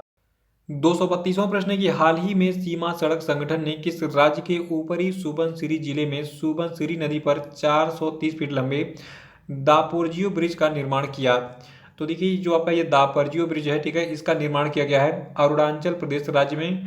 और देखिए जो आपका ये दापोरजियो ब्रिज जो आपका है, ठीक है, कुछ इस प्रकार से दिखता है। और ये पुल जो है ये पुराने दापोरजियो पुल के स्थान पर जो है बनाया गया है, जिसका निर्माण 1992 में किया गया था। 233वां प्रश्न है कि हाल ही में किस देश के पूर्व प्रधानमंत्री लाइसेनिया कर्से का निधन हो गया। तो देखिए जो आपके लाइसेनिया कर्से हैं ये जो है पूर्व प्रधानमंत्री थे फिजी देश के। और जो आपके लाइसेनिया कर्से हैं, तो देखिए इन्होंने साल सन 2000 से 2006 तक जो है फिजी के 6वें प्रधानमंत्री के रूप में कार्य किया था। 234वां प्रश्न है कि हाल ही में किस राज्य में ई संजीवनी ओपीडी का शुभारंभ किया गया। तो देखिए ई संजीवनी ओपीडी का शुभारंभ हिमाचल प्रदेश राज्य में किया गया है। देखिए जो आपका ये ई संजीवनी ओपीडी है ये जो है एक ऑनलाइन प्लेटफॉर्म है, और यहाँ पे आप पहुँच सकते हैं, एक वेबसाइट है esanjeevaniopd.in, ठीक है, इस पर लॉगिन करके, ठीक है। तो इस पर जो है जो आपके रोगी होंगे जिनको ऑनलाइन जो है अपना ट्रीटमेंट कराना होगा डॉक्टर से, तो इस पर ये पहले पंजीकृत होंगे, उसके बाद उनको एक टोकन नंबर मिलेगा और इससे जो फिर ये लॉगिन करेंगे। उसके बाद जो डॉक्टर साहब होंगे तो ऑनलाइन वीडियो कॉन्फ्रेंस के माध्यम से जो है पूछेंगे डॉक्टर साहब कि आपको क्या दिक्कत है, फिर डॉक्टर आपको बताएंगे कि भैया ये दवा तुम ले लो, और फिर आप वो दवा ले लेंगे मार्केट से। तो इस ई संजीवनी ओपीडी का जो है शुभारंभ इसीलिए किया गया है। और क्यों किया गया है, देखिए जो आपका हिमाचल प्रदेश क्या पूरी दुनिया है ये कोरोना वायरस से प्रभावित है, तो डॉक्टर डायरेक्टली पेशेंट को देख नहीं रहे हैं, ऑनलाइन देख रहे हैं इसी वीडियो कॉन्फ्रेंस के माध्यम से, ठीक है, तो इसका संक्रमण ना हो एक स्थान से दूसरे स्थान पर, इसीलिए इसको शुरू किया गया है। और 235वां प्रश्न है कि हाल ही में अमेरिकी राष्ट्रपति डोनाल्ड ट्रंप ने भारतीय मूल के किस अमेरिकी नागरिक को अपने शीर्ष विज्ञान बोर्ड का सदस्य नियुक्त किया है? तो देखिए ये व्यक्ति आपके हैं सुदर्शनम बाबू, ठीक है। और सुदर्शनम बाबू कौन है? देखिए जो आपके सुदर्शनम बाबू जी हैं, ठीक है, ये कैम्ब्रिज विश्वविद्यालय से सामग्री विज्ञान और धातु विज्ञान में पीएचडी किया है इन्होंने। और ये वर्तमान में inter disciplinary research and graduate education के लिए ब्रेडसेंट सेंटर के जो है निदेशक है, ठीक है। तो ये डिटेल याद रखिएगा, लेकिन एक लाइन में दिमाग में बनाए रखिएगा कि जो भारतीय मूल के अमेरिकी नागरिक हैं सुदर्शनम बाबू, इनको अभी हाल ही में अमेरिका के राष्ट्रपति डोनाल्ड ट्रंप ने जो है अपने शीर्ष विज्ञान बोर्ड का सदस्य अपॉइंट किया है। 236वां प्रश्न है कि हाल ही में केंद्रीय वित्त मंत्री ने 20 अप्रैल 2020 को नई दिल्ली में वीडियो कॉन्फ्रेंस के माध्यम से किस बैंक के जो है बोर्ड ऑफ गवर्नर्स की जो 5वीं वार्षिक बैठक थी इसमें भाग लिया था? तो देखिए ये बैंक आपका है न्यू डेवलपमेंट बैंक, और ये ऐसा बैंक है इसके बारे में लगभग सभी परीक्षाओं में पूछा चुका है। तो आइए जान लेते हैं न्यू डेवलपमेंट बैंक क्या है। देखिए जो आपका न्यू डेवलपमेंट बैंक है, तो इसको जो है ब्रिक्स बैंक के नाम से भी जाना जाता है, और इसको जो है ब्रिक्स के सदस्य देशों ब्राजील, रूस, भारत, चीन और दक्षिण अफ्रीका के द्वारा जो है वर्ष 2014 में स्थापित किया गया था। और देखिए जो आपका ये न्यू डेवलपमेंट बैंक है, तो इसके जो बोर्ड ऑफ गवर्नर्स हैं, तो इसकी जो पहली वार्षिक बैठक है ये वर्ष 2016 में चीन के शंघाई शहर में आयोजित की गई थी। लेकिन अभी जो है ये किसी शहर वगैरह में नहीं हो रहा है, अभी ये वीडियो कॉन्फ्रेंस के माध्यम से पूरी दुनिया में जितने सम्मेलन बैठक करनी है लोग कर रहे हैं, ठीक है। तो ये चीज़ याद रखिएगा कि अभी हाल ही में जो भारत के केंद्रीय वित्त मंत्री हैं जिनका नाम है निर्मला सीतारमण, ठीक है, ये चीज़ पता होना चाहिए कि भारत की फाइनेंस मिनिस्टर कौन है, निर्मला सीतारमण है। इन्होंने अभी हाल ही में 20 अप्रैल 2020 को नई दिल्ली में वीडियो कॉन्फ्रेंस के माध्यम से न्यू डेवलपमेंट बैंक के बोर्ड ऑफ गवर्नर्स की जो 5वीं वार्षिक बैठक थी इसमें पार्टिसिपेट किया था। 237वां प्रश्न है कि भारतीय बैडमिंटन संघ और भारतीय खेल प्राधिकरण ने अभी हाल ही में संयुक्त तौर पर किसके नेतृत्व में एक ऑनलाइन कोच विकास कार्यक्रम की शुरुआत की है? तो देखिए ये नेतृत्व प्रदान करेंगे पोलेला गोपीचंद, जो कि एक बैडमिंटन के कोच है, ठीक है। इन्होंने पीवी सिंधु जैसी महान खिलाड़ियों को जो है प्रशिक्षित किया, ठीक है। तो ये आपके पोलेला गोपीचंद जी हैं जिनकी फोटो दिख रही है आपको स्क्रीन पे। देखिए जो आपका ये ऑनलाइन कोच विकास कार्यक्रम है, तो इसके माध्यम से ये जो गोपीचंद जी हैं जितने भी इंडिया के जो कोच हैं उनको प्रशिक्षित करेंगे, यानी कि यहाँ पे खिलाड़ियों को नहीं ना, यहाँ पे जो है जो कोच हैं उनको प्रशिक्षित किया जाएगा कि आप और अच्छी तरीके से कैसे खिलाड़ियों को ट्रेन कर सकते हैं, ठीक है। और जो आपका ये ऑनलाइन कोच विकास कार्यक्रम है कब तक चलेगा? 8 मई तक चलेगा। 238वां प्रश्न है कि हाल ही में किस राज्य सरकार ने ऐप मित्र ऐप और toll free helpline number 14410 launch किया है? तो देखिए इन दोनों को लॉन्च किया है कर्नाटक की सरकार ने। क्यों लॉन्च किया है? देखिए इस एप्लीकेशन पर और हेल्पलाइन नंबर पर जो है ये सुविधा प्रदान की जाएगी कर्नाटक के नागरिकों को, अगर उनको लग रहा है कि मेरे अंदर कोरोना वायरस के लक्षण हैं या फिर मुझे जो है इसकी जांच करानी चाहिए, तो इन सभी के परामर्श के लिए जो है इस ऐप पर और इस टोल फ्री हेल्पलाइन नंबर पर जो है ये कॉल कर सकते हैं, ठीक है। तो ये डिटेल्स याद रखिएगा। और 239वां प्रश्न है कि वर्ल्ड प्रेस फ्रीडम इंडेक्स 2020 में भारत किस स्थान पर है? तो देखिए भारत जो है ये वर्ल्ड प्रेस फ्रीडम इंडेक्स 2020 में 142वें स्थान पर है। और देखिए जो आपका ये वर्ल्ड प्रेस फ्रीडम इंडेक्स है इसको जारी करने के लिए कुल दुनिया के 180 देशों पर जो है सर्वे किया गया था, और फिर इन 180 देशों को जो है रैंकिंग जारी की गई, और इस रैंकिंग में भारत जो है 142वें स्थान पर है, ठीक है। और देखिए इसमें एक चीज़ और कहा गया जो आपका ये the world press freedom index 2020 है। देखिए इसके अनुसार भारत में 2019 में किसी भी पत्रकार की हत्या नहीं हुई है, और इस तरीके से देश के मीडिया के लिए सुरक्षा स्थिति में सुधार नजर आया है भारत में। और सबसे खास बात जो कि एग्जाम में पूछा सकता है कि वर्ल्ड प्रेस फ्रीडम इंडेक्स 2020 में कौन सा देश पहले स्थान पर है? तो देखिए इसमें नॉर्वे जो है ये पहले स्थान पर है, और ये लगातार चौथी बार जो है इस इंडेक्स में पहले स्थान पर काबिज है। और देखिए जो आपका ये वर्ल्ड प्रेस फ्रीडम इंडेक्स 2020 है, ठीक है, तो इसमें नॉर्थ कोरिया जो है ये सबसे निचले स्थान पर यानी कि 180वें स्थान पर है। ये चीज़ याद रखिएगा। यानी कि हम सीधे सीधे कह सकते हैं कि नॉर्वे में जो है सबसे अधिक मीडिया के लिए स्वतंत्रता है, और नॉर्थ कोरिया में जो मीडिया की स्वतंत्रता है ये बिल्कुल जीरो है, नगण्य है, ठीक है। और जो आपका ये वर्ल्ड प्रेस फ्रीडम इंडेक्स 2020 है, तो इसके बारे में कुछ और भी डिटेल्स हैं। देखिए इस सूची में यानी कि इस इंडेक्स में नॉर्वे पहले स्थान पर है, फिनलैंड दूसरे स्थान पर है, डेनमार्क तीसरे स्थान पर है, जर्मनी 11वें स्थान पर है, और 34वें स्थान पर इसमें फ्रांस है, 35वें स्थान पर यूके है, 45वें स्थान पर अमेरिका है, 66वें स्थान पर जापान है, 107वें स्थान पर आपका ब्राज़ील है। और इसमें पाकिस्तान 145वें, बांग्लादेश 191वें, चीन 177वें, और उत्तर कोरिया जो है इसमें 180वें स्थान पर। देखिए यहाँ पे एक चीज़ नोटिस कीजिएगा, जो आपका चीन है ये इस वर्ल्ड प्रेस फ्रीडम इंडेक्स में जो है 170वें स्थान पर है, यानी कि यहाँ पे स्थिति बहुत खराब है, मीडिया को बहुत कम स्वतंत्रता दी जाती है चीन में। और सबसे खास बात देखिए, जो आपका ये वर्ल्ड प्रेस फ्रीडम इंडेक्स 2020 है, तो इसको जारी किसने किया है? देखिए, इस सूचकांक को रिपोर्टर्स विदाउट बॉर्डर्स के द्वारा हर साल जारी किया जाता है। और आपको बता दूं कि विश्व प्रेस स्वतंत्रता सूचकांक जो है, इसमें भारत साल 2017 में 136वें स्थान पर था, और फिर 2018 में भारत 138वें स्थान पर था, और साल 2019 में 2 अंक कम होकर जो है भारत 140वें स्थान पर जो है पहुंच गया था। लेकिन इस साल किस स्थान पर है? इस साल 2020 में Bharat world press freedom index 2020 में जो है 142वें स्थान पर है। तो ये सारी जितनी जानकारी मैंने दी है, ये सभी इंपॉर्टेंट है, मोस्ट इंपॉर्टेंट इसलिए मैंने आपको बताया है क्योंकि कभी कभी हमारे पड़ोसी देशों की जो है रैंकिंग भी एग्जाम में पूछ लेती है। 240वां प्रश्न है कि हाल ही में ऊषा गांगुली का 23 अप्रैल 2020 को कोलकाता में निधन हो गया। ये जो है किस क्षेत्र से संबंधित थी? तो देखिए, जो अभी ऊषा गांगुली है, ये संबंधित थी थिएटर से, और इनके कुछ प्रमुख चर्चित नाटक हैं महाभोज, लोक कथा, होली, कोर्ट मार्शल, रुदारी, मुक्ति, शोभा यात्रा, काशीनामा, मानसी। ठीक है, और ये कब कब जो है ये नाटक जो है आयोजित किए गए थे? इसके सामने वर्ष लिखा हुआ है, वर्ष नहीं पूछेगा, नाटक बस याद रखिएगा कि जो आपकी ऊषा गांगुली, इन्होंने किन किन नाटकों में काम किया था। ठीक है, लेकिन सबसे पहले क्या रखना है कि ऊषा गांगुली बिलोंग करती थी कहाँ से? पश्चिम बंगाल से, और कोलकाता में बिहारी में इनका निधन हो गया है। ये थिएटर से संबंधित थी। 241वां प्रश्न है कि हाल ही में सुप्रीम कोर्ट ने किस राज्य के अनुसूचित क्षेत्रों में स्थित स्कूलों में अनुसूचित जनजाति वर्ग से संबंधित शिक्षकों का जो 100% आरक्षण था, उसको प्रदान करने का आदेश जो है निरस्त कर दिया?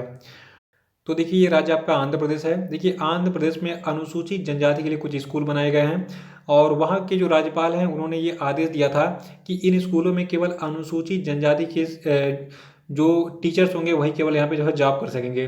लेकिन सुप्रीम कोर्ट ने कहा कि ये गलत है। अगर कोई विद्यालय खुल रहा है तो उसमें जो योग्य शिक्षक होगा, चाहे वो किसी भी जाति का हो, किसी भी धर्म का हो, तो अगर उसकी योग्यता अच्छी है तो उसको जो है वहाँ पे पढ़ाने का मौका मिले, क्योंकि सबको समान रोजगार का जो है अवसर मिलना चाहिए, सबको अपनी दाल रोटी चलानी है। तो इसीलिए सुप्रीम कोर्ट के न्यायाधीश हैं, इनका नाम है न्यायमूर्ति अरुण मिश्रा। तो इन्होंने अपनी 5 न्यायाधीशों वाली एक संविधान पीठ के द्वारा जो है ये आदेश दिया कि यहाँ पर जो है जो आपका ये अनुसूचित जनजाति वाला जो आरक्षण था, ठीक है, इसको रद्द किया जाए, यहाँ पे सभी वर्ग के टीचरों को पढ़ाने का अवसर दिया जाए। ठीक है, और एक 242वां प्रश्न है कि हाल ही में किस खिलाड़ी को विश्व बैडमिंटन महासंघ के आई एम बैडमिंटन जागरूकता अभियान के लिए एम्बेसडर चुना गया है? तो देखिए, ये बैडमिंटन खिलाड़ी आपकी पीवी सिंधु है।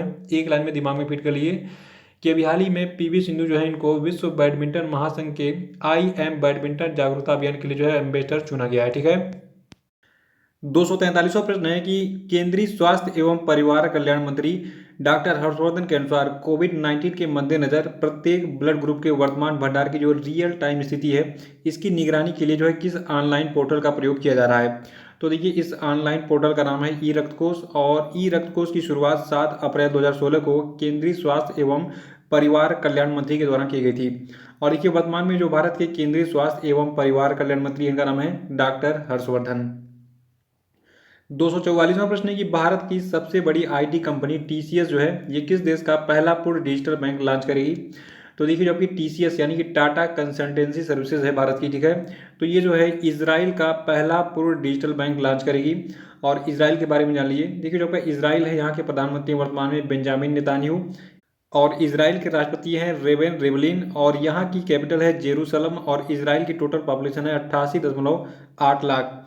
और टीसीएस जो कंपनी है भारत की, जिसका नाम है टाटा कंसल्टेंसी सर्विसेज, ठीक है, तो पूरा नाम ऐसे लिखेगा टीसीएस का, टाटा कंसल्टेंसी सर्विसेज। देखिए, वर्तमान में इसके सीईओ हैं राजेश गोपीनाथन, और टीसीएस का मुख्यालय मुंबई में स्थित है। 245वां प्रश्न है कि हाल ही में किस राज्य ने कोरोना वायरस के मद्देनजर सिगरेट, बीड़ी, गुटखा, जर्दा, सुपारी, हुक्का, ई सिगरेट समेत जितने भी तंबाकू पदार्थ हैं, तो इनके उपयोग और बिक्री पर रोक लगा दी है? तो देखिए, ये रोक अप्रैल महीने में लगाई थी झारखंड की सरकार ने।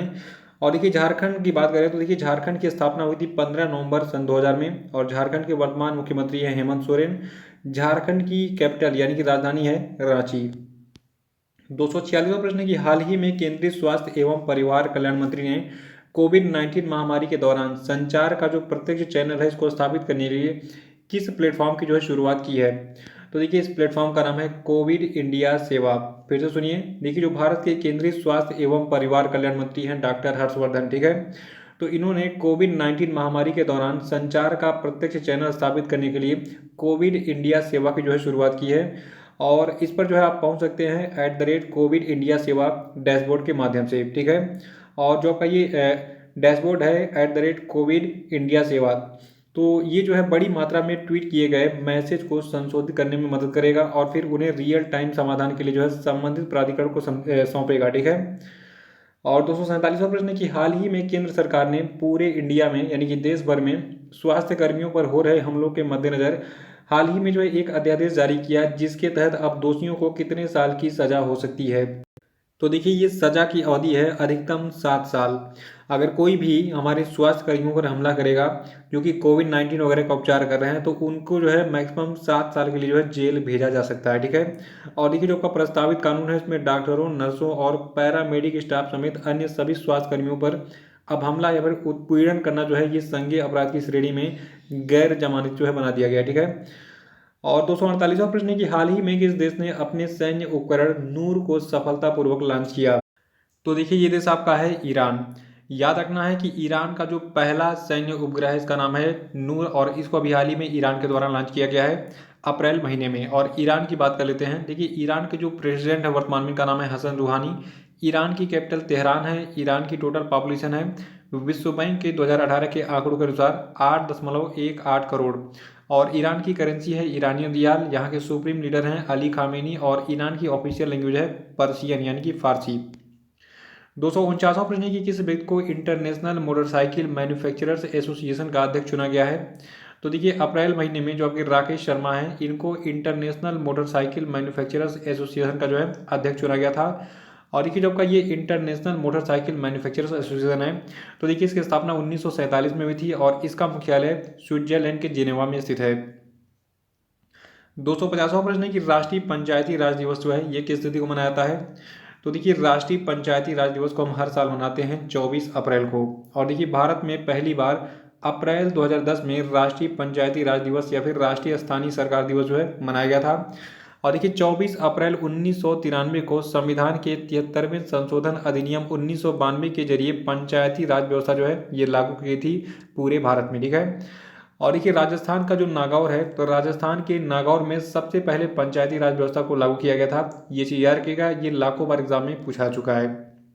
251वां प्रश्न है कि शांति के लिए बहुपक्षीयता एवं कूटनीति हेतु अंतर्राष्ट्रीय दिवस जो है ये किस तिथि को मनाया गया। तो देखिए शांति के लिए बहुपक्षीयता एवं कूटनीति हेतु अंतर्राष्ट्रीय दिवस मनाया गया 24 अप्रैल को।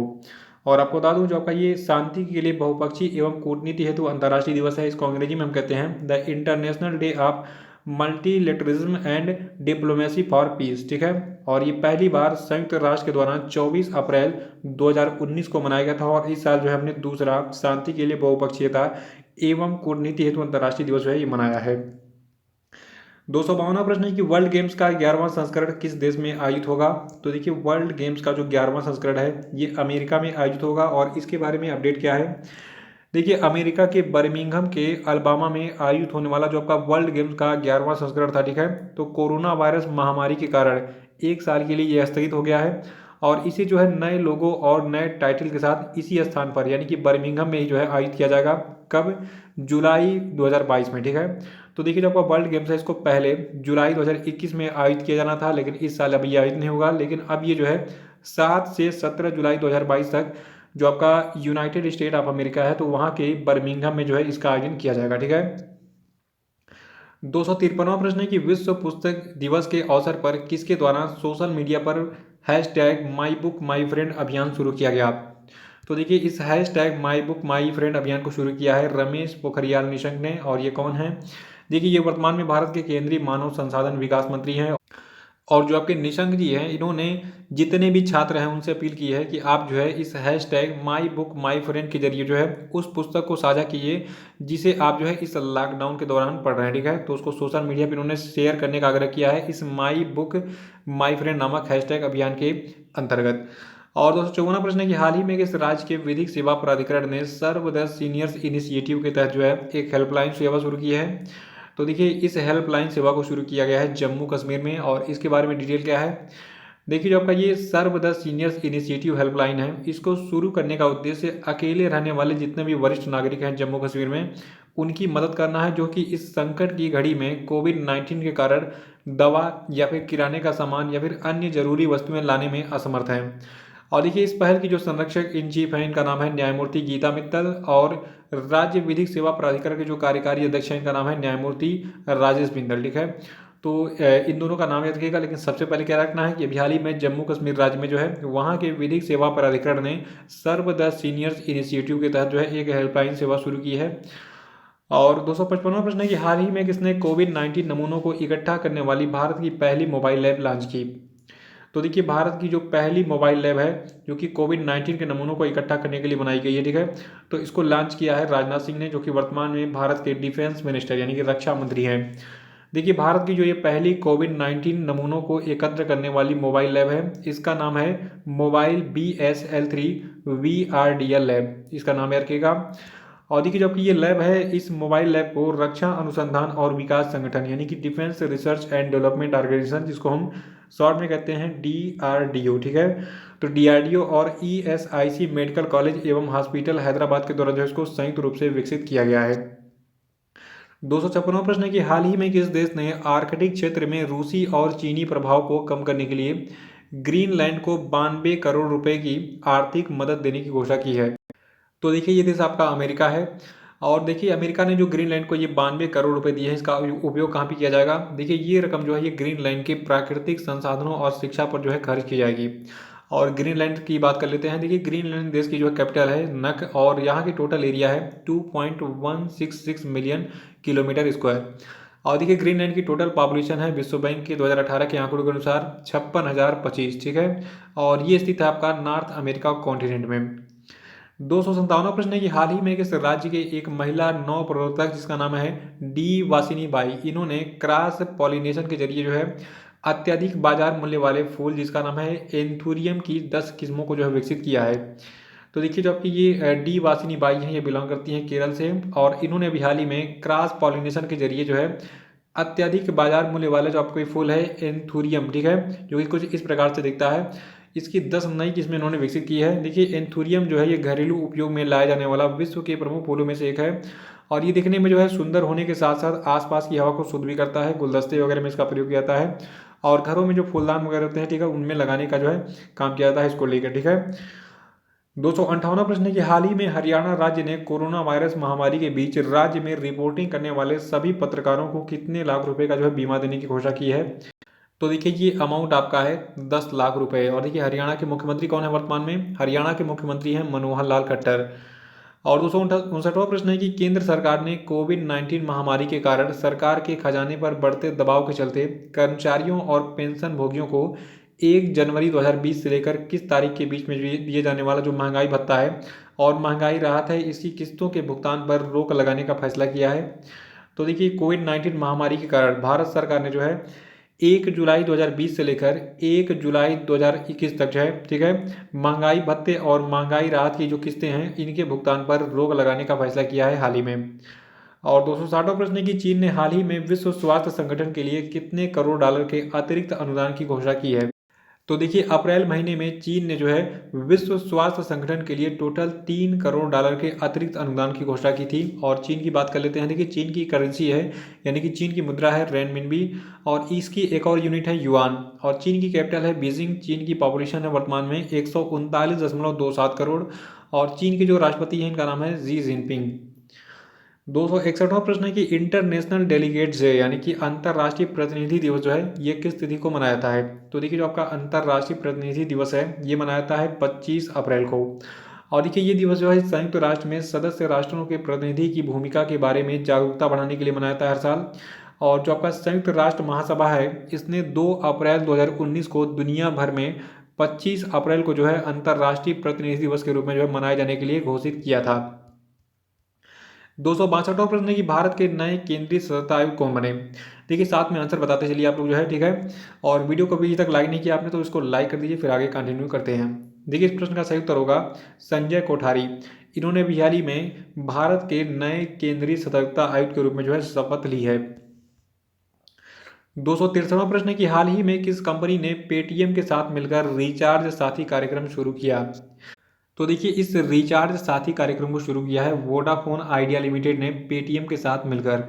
और इस कार्यक्रम के अंतर्गत कोई भी पेटीएम कस्टमर यानी कि ग्राहक जो है ये पंजीकरण के बाद पेटीएम पर वोडाफोन और आइडिया का रिचार्ज बेच सकेगा। और देखिए रिचार्ज जो बेचता है दुकानदार, उसको कुछ जो है कमीशन भी मिलता है, तो यहाँ पे भी उसको जो है कमीशन के रूप में कुछ धनराशि अर्जित करने में सहायता मिलेगी, यानी कुछ पैसे वो कमा सकेगा इस रिचार्ज साथी कार्यक्रम के द्वारा। ठीक है, और इसको शुरू किसने किया है ये चीज़ जरूर याद रखिएगा। वोडाफोन और आइडिया लिमिटेड ने पेटीएम के साथ मिलकर जो है इस रिचार्ज साथी कार्यक्रम को शुरू किया है। और पेटीएम के बारे में जो करेंट जानकारी है इसको नोट कर लीजिएगा। और देखिए पिछले रेलवे के एग्जाम में और बहुत सारी परीक्षाओं में पेटीएम के बारे में बहुत पूछा जा रहा है, तो देखिए पेटीएम की पूरी जानकारी मैं आपको दे देता हूँ। देखिए पेटीएम जो है इसकी स्थापना 2010 में की गई थी, और पेटीएम का मुख्यालय कहाँ पे है, उत्तर प्रदेश के नोएडा में स्थित है। और पेटीएम के जो संस्थापक है इनका नाम है विजय शेखर शर्मा। और देखिए पेटीएम की जो पेरेंट कंपनी है इसका नाम है 197 कम्युनिकेशन। और जो आपका पेटीएम पेमेंट बैंक लिमिटेड है, इसके एमडी और सीईओ हैं सतीश कुमार गुप्ता जी। 264वां प्रश्न है कि हाल ही में किसने कोविड-19 से प्रभावी तरीकों से निपटने और इसे फैलने से रोकने के लिए स्थिति का आकलन करने के लिए आईएमसीटीएस का जो है गठन किया है। तो देखिए इस आईएमसीटीएस का गठन किया है भारत सरकार ने। और आईएमसीटीएस का फुल फॉर्म क्या है, देखिए इसका फुल फॉर्म है इंटर मिनिस्टीरियल सेंट्रल टीम्स। ठीक है, यानी कि अंतर मंत्रालय केंद्रीय दल। याद रखना है कि अभी हाल ही में कोविड-19 से प्रभावी तरीकों से निपटने के लिए भारत सरकार ने जो है एक इंटर मिनिस्ट्रियल सेंटर टीम यानी कि अंतर मंत्रालय केंद्रीय दल का जो है गठन किया है। ठीक है, और 265वां प्रश्न है कि किस देश के पूर्व क्रिकेटर ग्रीम वाटसन का जो है अभी हाल ही में निधन हो गया। तो देखिए जो ग्रीम वाटसन है ये ऑस्ट्रेलिया के पूर्व क्रिकेटर थे। और जो अभी ग्रीम वाटसन है देखिए इन्होंने 1966-67 से 1972 तक जो है 5 टेस्ट मैच और 1972 में 2 एक दिवसीय यानी कि वनडे मैच खेले थे। 266वां प्रश्न है कि कौन सा राज्य वर्चुअल कोर्ट के जरिए अदालतों में सुनवाई करने वाला भारत का पहला राज्य बन गया है। तो देखिए जो आपका उत्तर प्रदेश राज्य है। ठीक है, तो उत्तर प्रदेश वर्चुअल कोर्ट के जरिए जो है अदालतों में सुनवाई करने वाला भारत का पहला राज्य बन गया है। इसको आप याद रखिएगा। देखिए फर्स्ट इवेंट फर्स्ट अपॉइंटमेंट ये दोनों चीज़ें, यानी कि कोई भी घटना अगर पहली बार हो रही है तो एग्जाम के लिए वो समझ लीजिए 1000% इंपॉर्टेंट होती है। और 267वां प्रश्न है कि हाल ही में किस देश की कंपनी कैलिडियम इन्वेस्टमेंट ने बंधन बैंक में अपनी हिस्सेदारी को 1% बढ़ाकर 3.39% से जो है 4.49% कर लिया है। तो देखिए जो आपकी कैलिडियम इन्वेस्टमेंट है ये सिंगापुर की कंपनी है। और जो बंधन बैंक है इसके बारे में जान लीजिए। देखिए जो आपका बंधन बैंक है इसका मुख्यालय पश्चिम बंगाल के कोलकाता में है। और देखिए ये पीसीएस में और यूपीएससी में ये जो है लगभग 3-4 बार पूछा चुका है। ठीक है, तो बंधन बैंक का जो मुख्यालय है ये कहाँ पे है, पश्चिम बंगाल की राजधानी कोलकाता में। देखिए जिन बैंकों का मुख्यालय मुंबई से अलग है किसी राज्य में या फिर कहीं और पे है तो उसको जो है टारगेट किया जाता है एग्जाम में, तो इसलिए बंधन बैंक का मुख्यालय बार बार पूछ लिया जाता है। और देखिए जो आपका बंधन बैंक है इसके एमडी और सीईओ हैं चंद्रशेखर घोष, और इसकी टैगलाइन है आपा भला सबकी भलाई। 268वां प्रश्न है कि हाल ही में किस देश की स्पेस एजेंसी नासा ने कोविड-19 से निपटने के लिए हाई प्रेशर वेंटिलेटर, इसका नाम है वाइटल, इसको विकसित किया है। तो देखिए इस वाइटल नामक हाई प्रेशर वेंटिलेटर को जो है अमेरिका की जो अंतरिक्ष एजेंसी है नासा, ठीक है, जिसका पूरा नाम है national aeronautics and space administration, इसने विकसित किया है। देखिए जो अभी नासा यानी कि national aeronautics and space administration है, इसने कोविड-19 मरीजों का इलाज करने के लिए जो है इस वाइटल यानी कि ventilator intervention technology accessible local नामक जो है उच्च दबाव वाले वेंटिलेटर को विकसित किया है। और नासा के बारे में जान लीजिए। देखिए नासा के बारे में भी एग्जाम में बहुत पूछा गया है। देखिए नासा का मुख्यालय है अमेरिका के वाशिंगटन डीसी में। इसके संस्थापक हैं ड्यूलाइट डी इशनहावर, और इसकी स्थापना 29 जुलाई 1958 को संयुक्त राज्य अमेरिका में की गई थी। और 269वां प्रश्न है कि हाल ही में किस राज्य में खोंगजोम दिवस मनाया गया। तो देखिए जो आपका खोंगजोम दिवस है ये मनाया गया है मणिपुर राज्य में। और खोंगजोम दिवस क्या है ये भी जान लीजिए। देखिए मणिपुर सरकार के द्वारा थौबल जिले में स्थित जो आपका खोंगजोम वार मेमोरियल कॉम्प्लेक्स है वहाँ पर जो है खोंगजोम दिवस इस साल मनाया गया है। और खोंगजोम दिवस जो है ये दिन 1891 के एंग्लो मणिपुरी युद्ध जो कि ब्रिटिश साम्राज्य के खिलाफ मणिपुर के लोगों के द्वारा लड़ा गया था, तो उसमें बहादुरी से लड़ने वाले सैनिकों की स्मृति में जो है मनाया जाता है। और देखिए आपको बता दूं मणिपुर राज्य के बारे में। देखिए वर्तमान में जो आपका मणिपुर राज्य है यहाँ के मुख्यमंत्री हैं एन बीरेन सिंह जी, इनका नाम याद रखिएगा। और मणिपुर के जो राज्यपाल हैं इनका नाम है नजमा हेपतुल्ला।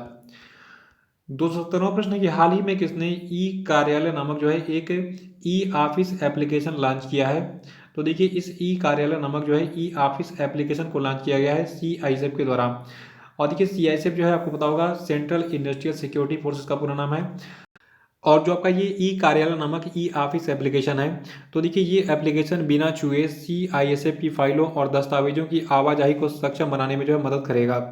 और सीआईएसएफ के बारे में जान लीजिए। देखिए सीआईएसएफ जो है ये एक पैरा मिलिट्री फोर्स है, और जितनी भी पैरा मिलिट्री फोर्सेज हैं जैसे सीआरपीएफ हो गया, सीआईएसएफ हो गया, ठीक है, ये किसके अंतर्गत काम करती हैं? भारत के गृह मंत्रालय के अंतर्गत। और वर्तमान में जो भारत के गृह मंत्री, इनका नाम क्या है? अमित शाह। और देखिए सीआईएसएफ का हेडक्वार्टर नई दिल्ली में स्थित है, और सीआईएसएफ का मोटो है प्रोटेक्शन एंड सिक्योरिटी। 271वां प्रश्न है कि हर साल किस तिथि को विश्व मलेरिया दिवस मनाया जाता है? तो देखिए जो आपका विश्व मलेरिया दिवस है ये 25 अप्रैल को हर साल मनाया जाता है, और 2020 के विश्व मलेरिया दिवस की थीम है zero malaria start with me. और 272वां प्रश्न है कि वर्ल्ड इम्यूनाइजेशन वीक 2020 यानी कि विश्व प्रतिरक्षा सप्ताह कब से कब तक मनाया गया? तो देखिए जो आपका विश्व प्रतिरक्षा सप्ताह है ये 24 अप्रैल से 30 अप्रैल तक जो है हर साल मनाया जाता है, और ये 24 से 30 अप्रैल तक जो मनाया क्यों जाता है? देखिए ये दिवस जो है ये टीकाकरण के बारे में जागरूकता फैलाने के लिए मनाया जाता है, और जो आपका ये विश्व प्रतिरक्षण सप्ताह है इसको जो है पहली बार 2012 में मनाया गया था। 273वां प्रश्न है कि किस राज्य में जीवन शक्ति योजना को लॉन्च किया गया? तो देखिए जो आपकी जीवन शक्ति योजना है इसको मध्य प्रदेश की सरकार ने लॉन्च किया हाल ही में, और इस योजना के अंतर्गत जो शहरी क्षेत्र हैं वहाँ पर जो है महिलाओं को घर घर उनके द्वारा बनाए गए प्रत्येक मास्क के लिए जो है उनको 11 रुपये दिए जाएंगे, यानी कि महिलाओं को कॉन्ट्रैक्ट दिया जाएगा कि आप मास्क का निर्माण कीजिए और इसको हम खरीदेंगे कितने में? 11 रुपये में, ठीक है। इससे महिलाओं को रोजगार मिलेगा, उनकी आजीविका चलेगी इस लॉकडाउन में भी। तो 74वां प्रश्न है कि हाल ही में किस सरकार ने खांसी, जुकाम और बुखार के लिए ओवर द काउंटर यानी कि ओटीसी दवाएं खरीदने वाले लोगों पर नजर रखने के लिए mobile application Covid pharma launch किया है? तो देखिए इसको लॉन्च किया है आंध्र प्रदेश की सरकार ने, और जो आपका ये कोविड फार्मा नामक मोबाइल एप्लीकेशन है, तो देखिए ये मोबाइल ऐप जो है इसकी मदद से आंध्र प्रदेश राज्य में दवा के दुकानों से खांसी, सर्दी, जुकाम और बुखार की दवा खरीदने वाले जितने भी लोग होंगे उन सभी पर नजर रखी जाएगी। 275वां प्रश्न है कि हाल ही में किस संस्था ने from great lockdown to the great meltdown report जारी की है? तो देखिए इस संस्था का नाम है यूएनसीटीएडी, और यूएनसीटीएडी का पूरा नाम है United Nations conference on trade and development. और देखिए यूएनसीटीएडी का जो हेडक्वार्टर है ये स्थित है स्विट्जरलैंड के जिनेवा में, और वर्तमान में इसके जो हेड है इनका नाम है मुखीसा किटुई। और देखिए जो आपका यूएनसीटीएडी है यानी कि United Nations conference on trade and development है, तो इसकी स्थापना 30 दिसंबर 1964 में की गई थी, और इसकी पेरेंट ऑर्गेनाइजेशन है यूनाइटेड नेशंस जनरल असेंबली। 276वां प्रश्न है कि हाल ही में अमेरिका के द्वारा किस टेलीस्कोप के लॉन्च के 30 वर्ष पूरा होने का उत्सव मनाया गया? तो देखिए ये टेलीस्कोप काफी चर्चा में रहा अप्रैल महीने में। इस टेलीस्कोप का नाम है हबल स्पेस टेलीस्कोप, जो कि कुछ इस प्रकार से दिखता है। और यह है क्या चीज? देखिए जो आपका ये हबल अंतरिक्ष दूरदर्शी यानी कि हबल स्पेस टेलीस्कोप है, ये वास्तव में एक खगोलीय दूरदर्शी है जो कि अंतरिक्ष में कृत्रिम उपग्रह के रूप में स्थित है, और इसे 25 अप्रैल सन 1990 को अमेरिकी अंतरिक्ष यान डिस्कवरी की मदद से जो है इसकी कक्षा में स्थापित किया गया था। 277वां प्रश्न है कि किस देश ने अपने मंगल मिशन का नाम तियानवेन-1 रखा है? तो देखिए ये देश आपका चीन है। चीन ने अपने मंगल मिशन का नाम रखा है तियानवेन-1। इसको आपको याद रखना है, एग्जाम के लिए इंपॉर्टेंट है। और देखिए चीन की इस साल के अंत में जो है मंगल पर तियानवेन-1 को जो प्रक्षेपित करने का जो है टारगेट बना हुआ है, यानी कि इसकी योजना है, ठीक है। और 278वां प्रश्न है कि वी थिंक डिजिटल जो है ये किसका अभियान है? तो देखिए वी थिंक डिजिटल अभियान जो है ये फेसबुक का अभियान है। और फेसबुक कहाँ की कंपनी है? देखिए फेसबुक जो है ये एक अमेरिकी कंपनी है, और फेसबुक के संस्थापक का नाम है मार्क जकरबर्ग। और फेसबुक जो है ये इस वी थिंक डिजिटल अभियान के तहत भारत के 7 राज्यों में लगभग 1 लाख महिलाओं को जो है डिजिटल साक्षरता प्रदान करेगा। और अभी हाल ही में अप्रैल महीने में फेसबुक ने जो है उत्तर प्रदेश में वहाँ के राष्ट्रीय महिला आयोग और साइबर पीस फाउंडेशन से मिलकर जो है इस वी थिंक डिजिटल अभियान को जो है शुरू किया है। और 279वां प्रश्न है कि हाल ही में हिमाचल प्रदेश के लाहौल और स्पीति जिले को देश के बाकी हिस्सों से जोड़ने वाले दर्रे को खोला गया है। इस दर्रे का क्या नाम है? तो देखिए इस दर्रे का नाम है रोहतांग दर्रा। और रोहतांग दर्रे के बारे में जो सबसे यूनिक इन्फॉर्मेशन है, देखिए जो आपका रोहतांग दर्रा है ये 13,050 फीट ऊंचा है, यहाँ पे आपको दिख भी रहा है, ठीक है। और ये दर्रा जो है ये जो है मनाली को लेह से जोड़ता है। ये प्रश्न एग्जाम में बहुत बार पूछा गया है कि रोहतांग दर्रा जो है ये निम्न में से किन दो स्थानों को जोड़ता है? तो रोहतांग दर्रा जोड़ता है मनाली को लेह से। 280वां प्रश्न है कि बंटर ब्लीच कप 2020 शतरंज चैंपियनशिप किसने जीता है? तो देखिए बंटर ब्लीच कप 2020 शतरंज चैंपियनशिप को जीता है एलिजा फिरोजशाह ने। और एलिजा फिरोजशाह कौन है? देखिए जो है ईरानी शरणार्थी हैं ये एक, और इनकी उम्र वर्तमान में केवल 16 साल है। और अभी हाल ही में इन्होंने जो है बंटर ब्लीच कप 2020 शतरंज चैंपियनशिप में जो है जो आपके मैग्नस कार्लसन है नॉर्वे के, ठीक है, तो इनको हराकर अभी हाल ही में $14,000 का जो पुरस्कार राशि है इसको जीता है इस बंटर ब्रिज का 2020 में। ठीक है। 281वां प्रश्न है कि हाल ही में किस राज्य से राज्यसभा सांसद रहे वसंत दास का निधन हो गया। तो देखिए जो आपके वसंत दास हैं ये जो है ओडिशा से बिलोंग करते थे और यहाँ से ये जो है राज्यसभा सांसद थे और ये 1990 से 1996 तक जनता दल के उम्मीदवार के रूप में जो है राज्यसभा के लिए चुने गए थे। 282वां प्रश्न है कि हाल ही में किस संस्था ने अपनी प्रमुख पहल एजुकेशन फॉर जस्टिस के अंतर्गत भारत में लॉकडाउन लर्नर सीरीज का जो है शुभारंभ किया है। तो देखिए इस संस्था का नाम है यूएनओडीसी और यूएनओडीसी का पूरा नाम है United Nations office on drug and crime. ठीक है। तो देखिए जो आपका United Nations office on drug and crime है जिसको हिंदी में हम कहते हैं संयुक्त राष्ट्र मादक पदार्थ एवं अपराध कार्यालय, तो इसने अपनी प्रमुख पहल जिसका नाम है एजुकेशन फॉर जस्टिस, ठीक है, तो इसके अंतर्गत भारत में लॉकडाउन लर्नर सीरीज का जो शुभारंभ किया है। और आपको बता दूं जो आपका ये लॉकडाउन लर्नर सीरीज है ये भारत में शिक्षकों और छात्रों के साथ ऑनलाइन संवादों को जो है करने के लिए जो है शुरू किया गया हाल ही में किसके द्वारा यूएनओडीसी यानी कि United Nations office on drug and crime के द्वारा। और एक जो आपका यूएनओडीसी है इसके बारे में जान लीजिए। देखिए इसका मुख्यालय है ऑस्ट्रिया की वियना में और इसकी स्थापना 1997 में की गई थी। 283वां प्रश्न है कि विश्व बौद्धिक संपदा दिवस जो है ये किस तिथि को मनाया जाता है। तो देखिए विश्व बौद्धिक संपदा दिवस को मनाया जाता है 26 अप्रैल को और 2020 के विश्व बौद्धिक संपदा दिवस का थीम है innovative for a green future. 284वां प्रश्न है कि हाल ही में किस राज्य के कुछ जिलों में क्लासिकल स्वाइन बुखार यानी कि क्लासिकल स्वाइन फीवर के कारण एक सप्ताह के भीतर 1300 से अधिक सुअरों की मृत्यु हो गई। तो देखिए अप्रैल महीने में जो आपका असम राज्य है वहां पर जो है क्लासिकल स्वाइन बुखार यानी कि क्लासिकल स्वाइन फीवर के कारण जो है एक सप्ताह के भीतर जो है 1300 से अधिक सुअरों की मृत्यु हो गई थी। देखिए जो आपका ये क्लासिकल स्वाइन बुखार है इसको जो है हाग हैजा के नाम से भी जाना जाता है। 285वां प्रश्न है कि हाल ही में रोनोजाय राय का निधन हो गया वो क्या थे। तो देखिए जो आपके रोनोजाय राय हैं ये जो है एक प्रसिद्ध फोटो जर्नलिस्ट थे और इन्हें जो है खेल जगत में रॉनी के नाम से जो है जाना जाता था। 286वां प्रश्न है कि किस राज्य सरकार ने दवाओं की होम डिलीवरी देने के लिए धन्वंतरी योजना शुरू की है। तो देखिए ये राज्य सरकार आपकी असम की है। असम की राज्य सरकार ने दवाओं की होम डिलीवरी के लिए जो है धन्वंतरी योजना को स्टार्ट किया था अप्रैल महीने में। और देखिए जो का ये धन्वंतरी योजना है इसकी क्या खास बात है। देखिए इस योजना के तहत लॉकडाउन के कारण स्थानीय रूप से अनुपलब्ध दवाएं जो है जो मरीज होंगे उनके घर पर पहुंचाई जाएगी यानी कि उनके अगल बगल में जितने मेडिकल स्टोर हैं अगर वहां पे कोई दवा नहीं मिल रही है तो उसी दवा को जो है केवल इस धन्वंतरी योजना के तहत असम राज्य में पहुंचाया जाएगा। और देखिए एक खास बात और है अगर दवाइयों की कीमत 200 रुपये से कम है तो ये सारी दवाएं मरीज तक जो है बिना किसी पैसे के पहुंचाई जाएंगी यानी कि निःशुल्क पहुंचाया जाएगा। लेकिन अगर ये 200 रुपये से अधिक की दवाएं होंगी तो उसका जो भुगतान करना पड़ेगा जो कस्टमर होगा यानी कि जो दवा मंगाने वाला व्यक्ति होगा उसको। 287वां प्रश्न है कि किस उद्योग को 6 महीने के लिए जो है जन उपयोगी सेवा घोषित किया गया है। तो देखिए ये उद्योग आपका है बैंकिंग उद्योग। याद रखना है कि बैंकिंग इंडस्ट्री को 6 महीने के लिए जन उपयोगी सेवा जो है घोषित किया गया है। देखिए जो भारत का श्रम मंत्रालय है इसके द्वारा जारी अधिसूचना के अनुसार जो आपका बैंकिंग उद्योग है इसको 6 महीने की अवधि यानी कि 21 अक्टूबर 2020 तक के लिए जो है जन उपयोगी सेवा घोषित किया गया है। ये ड्यूरेशन रखेगा 21 अक्टूबर 2020 तक के लिए, ठीक है।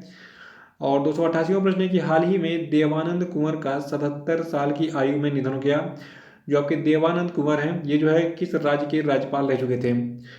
तो देखिए जो आपके देवानंद कुंवर जी जो हैं ये जो है बिहार त्रिपुरा और पश्चिम बंगाल इन तीनों राज्यों के जो है राज्यपाल रह चुके थे। 289वां प्रश्न है कि हाल ही में किस देश में नाबालिगों के द्वारा किए गए अपराधों के लिए मौत की सजा को समाप्त कर दिया गया है। तो देखिए ये देश आपका सऊदी अरब है। सऊदी अरब में नाबालिगों के द्वारा किए गए अपराधों के लिए जो मौत की सजा है उसको समाप्त कर दिया गया है। और मौत की सजा न देने के साथ ही सऊदी अरब में ये भी निर्णय लिया गया है कि अगर कोई नाबालिग अपराधी है तो उसको जो है 10 साल से अधिक की जेल की सजा नहीं हो सकती है वहाँ पे, ठीक है। देखिए इससे पहले सऊदी अरब ने एक और काम किया था। सऊदी अरब में जो है इससे पहले सजा के रूप में जो आपका कोड़े मारने का सजा था यानी कि फ्लॉगिंग था, ठीक है, तो उसको भी समाप्त कर दिया गया था सऊदी अरब में। 290वां प्रश्न है कि हाल ही में भारतीय रिजर्व बैंक ने म्यूचुअल फंड कंपनियों को म्यूचुअल फंड इंडस्ट्री में लिक्विडिटी लाने के लिए कितने करोड़ रुपए देने की घोषणा की है। तो देखिए ये अमाउंट आपका है 50,000 करोड़ रुपए। और 291वां प्रश्न है कि हाल ही में किस देश की पूर्व कप्तान सना मीर ने अंतर्राष्ट्रीय क्रिकेट से संन्यास ले लिया है। तो देखिए जो आपकी सना मीर हैं ये एक पाकिस्तानी क्रिकेटर थी और इन्होंने अंतर्राष्ट्रीय क्रिकेट से संन्यास ले लिया अप्रैल महीने में। 292वां प्रश्न है कि हाल ही में किस राज्य में कोविड-19 महामारी के मद्देनज़र 30 जून 2020 तक सभी जगहों पर लोगों के इकट्ठा होने पर प्रतिबंध लगाने का फैसला किया गया है? तो देखिए ये राज्य उत्तर प्रदेश है। उत्तर प्रदेश में जो है 30 जून 2020 तक सभी जगहों पर लोगों के इकट्ठा होने पर प्रतिबंध लगा हुआ है। देखिए उत्तर प्रदेश के सीएम हैं योगी आदित्यनाथ और यहाँ के राज्यपाल जो आपकी हैं इनका नाम है आनंदीबेन पटेल। 293वां प्रश्न है कि हाल ही में किस संस्था के द्वारा जारी अप्रैल कमोडिटी मार्केट आउटलुक के अनुसार कोविड-19 के कारण वर्ष 2020 में लगभग सभी कमोडिटीज़ के मूल्य जो है इसमें कमी आने के अनुमान है? तो देखिए इस संस्था का नाम है विश्व बैंक। और कमोडिटी के अंदर कौन कौन सी वस्तुएं आती हैं आपको स्क्रीन पे दिख रहा है, ठीक है। यानी कि जो आपकी मेटल्स वगैरह हो गए, जो आपके क्रूड ऑयल हो गए या फिर खाने पीने की वस्तुएं हो गई, तो ये सारी चीज़ें जो है कमोडिटी के अंदर आती हैं। और आपको बता दूं जो आपके कृषि संबंधी प्रोडक्ट हैं जैसे कि गेहूं, कॉफ़ी, कोको और शक्कर, इनको कहा जाता है सॉफ्ट कमोडिटी। और जो खाद्यान्न संबंधी कमोडिटी होते हैं जैसे कि सोना यानी कि गोल्ड हो गया या फिर क्रूड ऑयल यानी कि जो कच्चे तेल वगैरह हो गए, ठीक है, तो ये सब जो है हार्ड कमोडिटीज़ कहे जाते हैं। 294वां प्रश्न है कि world day for safety and health at work यानी कि कार्यस्थल पर सुरक्षित एवं स्वस्थ रहने का जो विश्व दिवस है ये किस तिथि को मनाया जाता है? और 2020 के world day for safety and health at work की थीम है stop the pandemic safety and health at work can save lives. 295वां प्रश्न है कि कोविड-19 के लिए प्लाज्मा थेरेपी शुरू करने वाला भारत का पहला सरकारी अस्पताल कौन बन गया है? तो देखिए कोविड-19 के लिए प्लाज्मा थेरेपी शुरू करने वाला जो आपका भारत का पहला सरकारी अस्पताल बना है ये आपका है KGMU लखनऊ यानी कि king George medical university Lucknow. और KGMU ने जो अभी हाल ही में एक 58 वर्षीय डॉक्टर जो कि कोरोना वायरस से संक्रमित हो गए थे, तो उनके अंदर अभी हाल ही में ये प्लाज्मा थेरेपी जो है की है और उनकी जान बचाई है।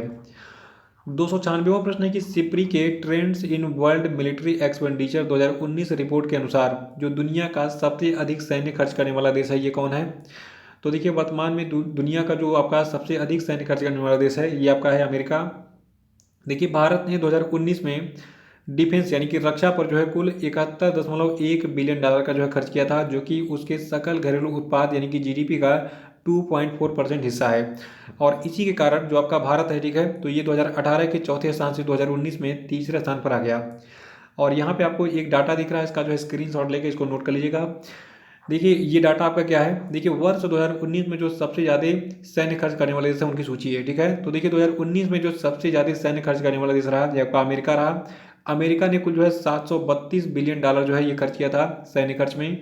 और इसके बाद फिर नंबर आता है चीन का। चीन ने 261 बिलियन डॉलर खर्च किया था। भारत ने 71.1 बिलियन डॉलर खर्च किया था। रूस ने जो है 65.1 बिलियन डॉलर खर्च किया था। और सऊदी अरब ने जो है कुल 61.9 बिलियन डॉलर जो है खर्च किया था अपनी सेना पे।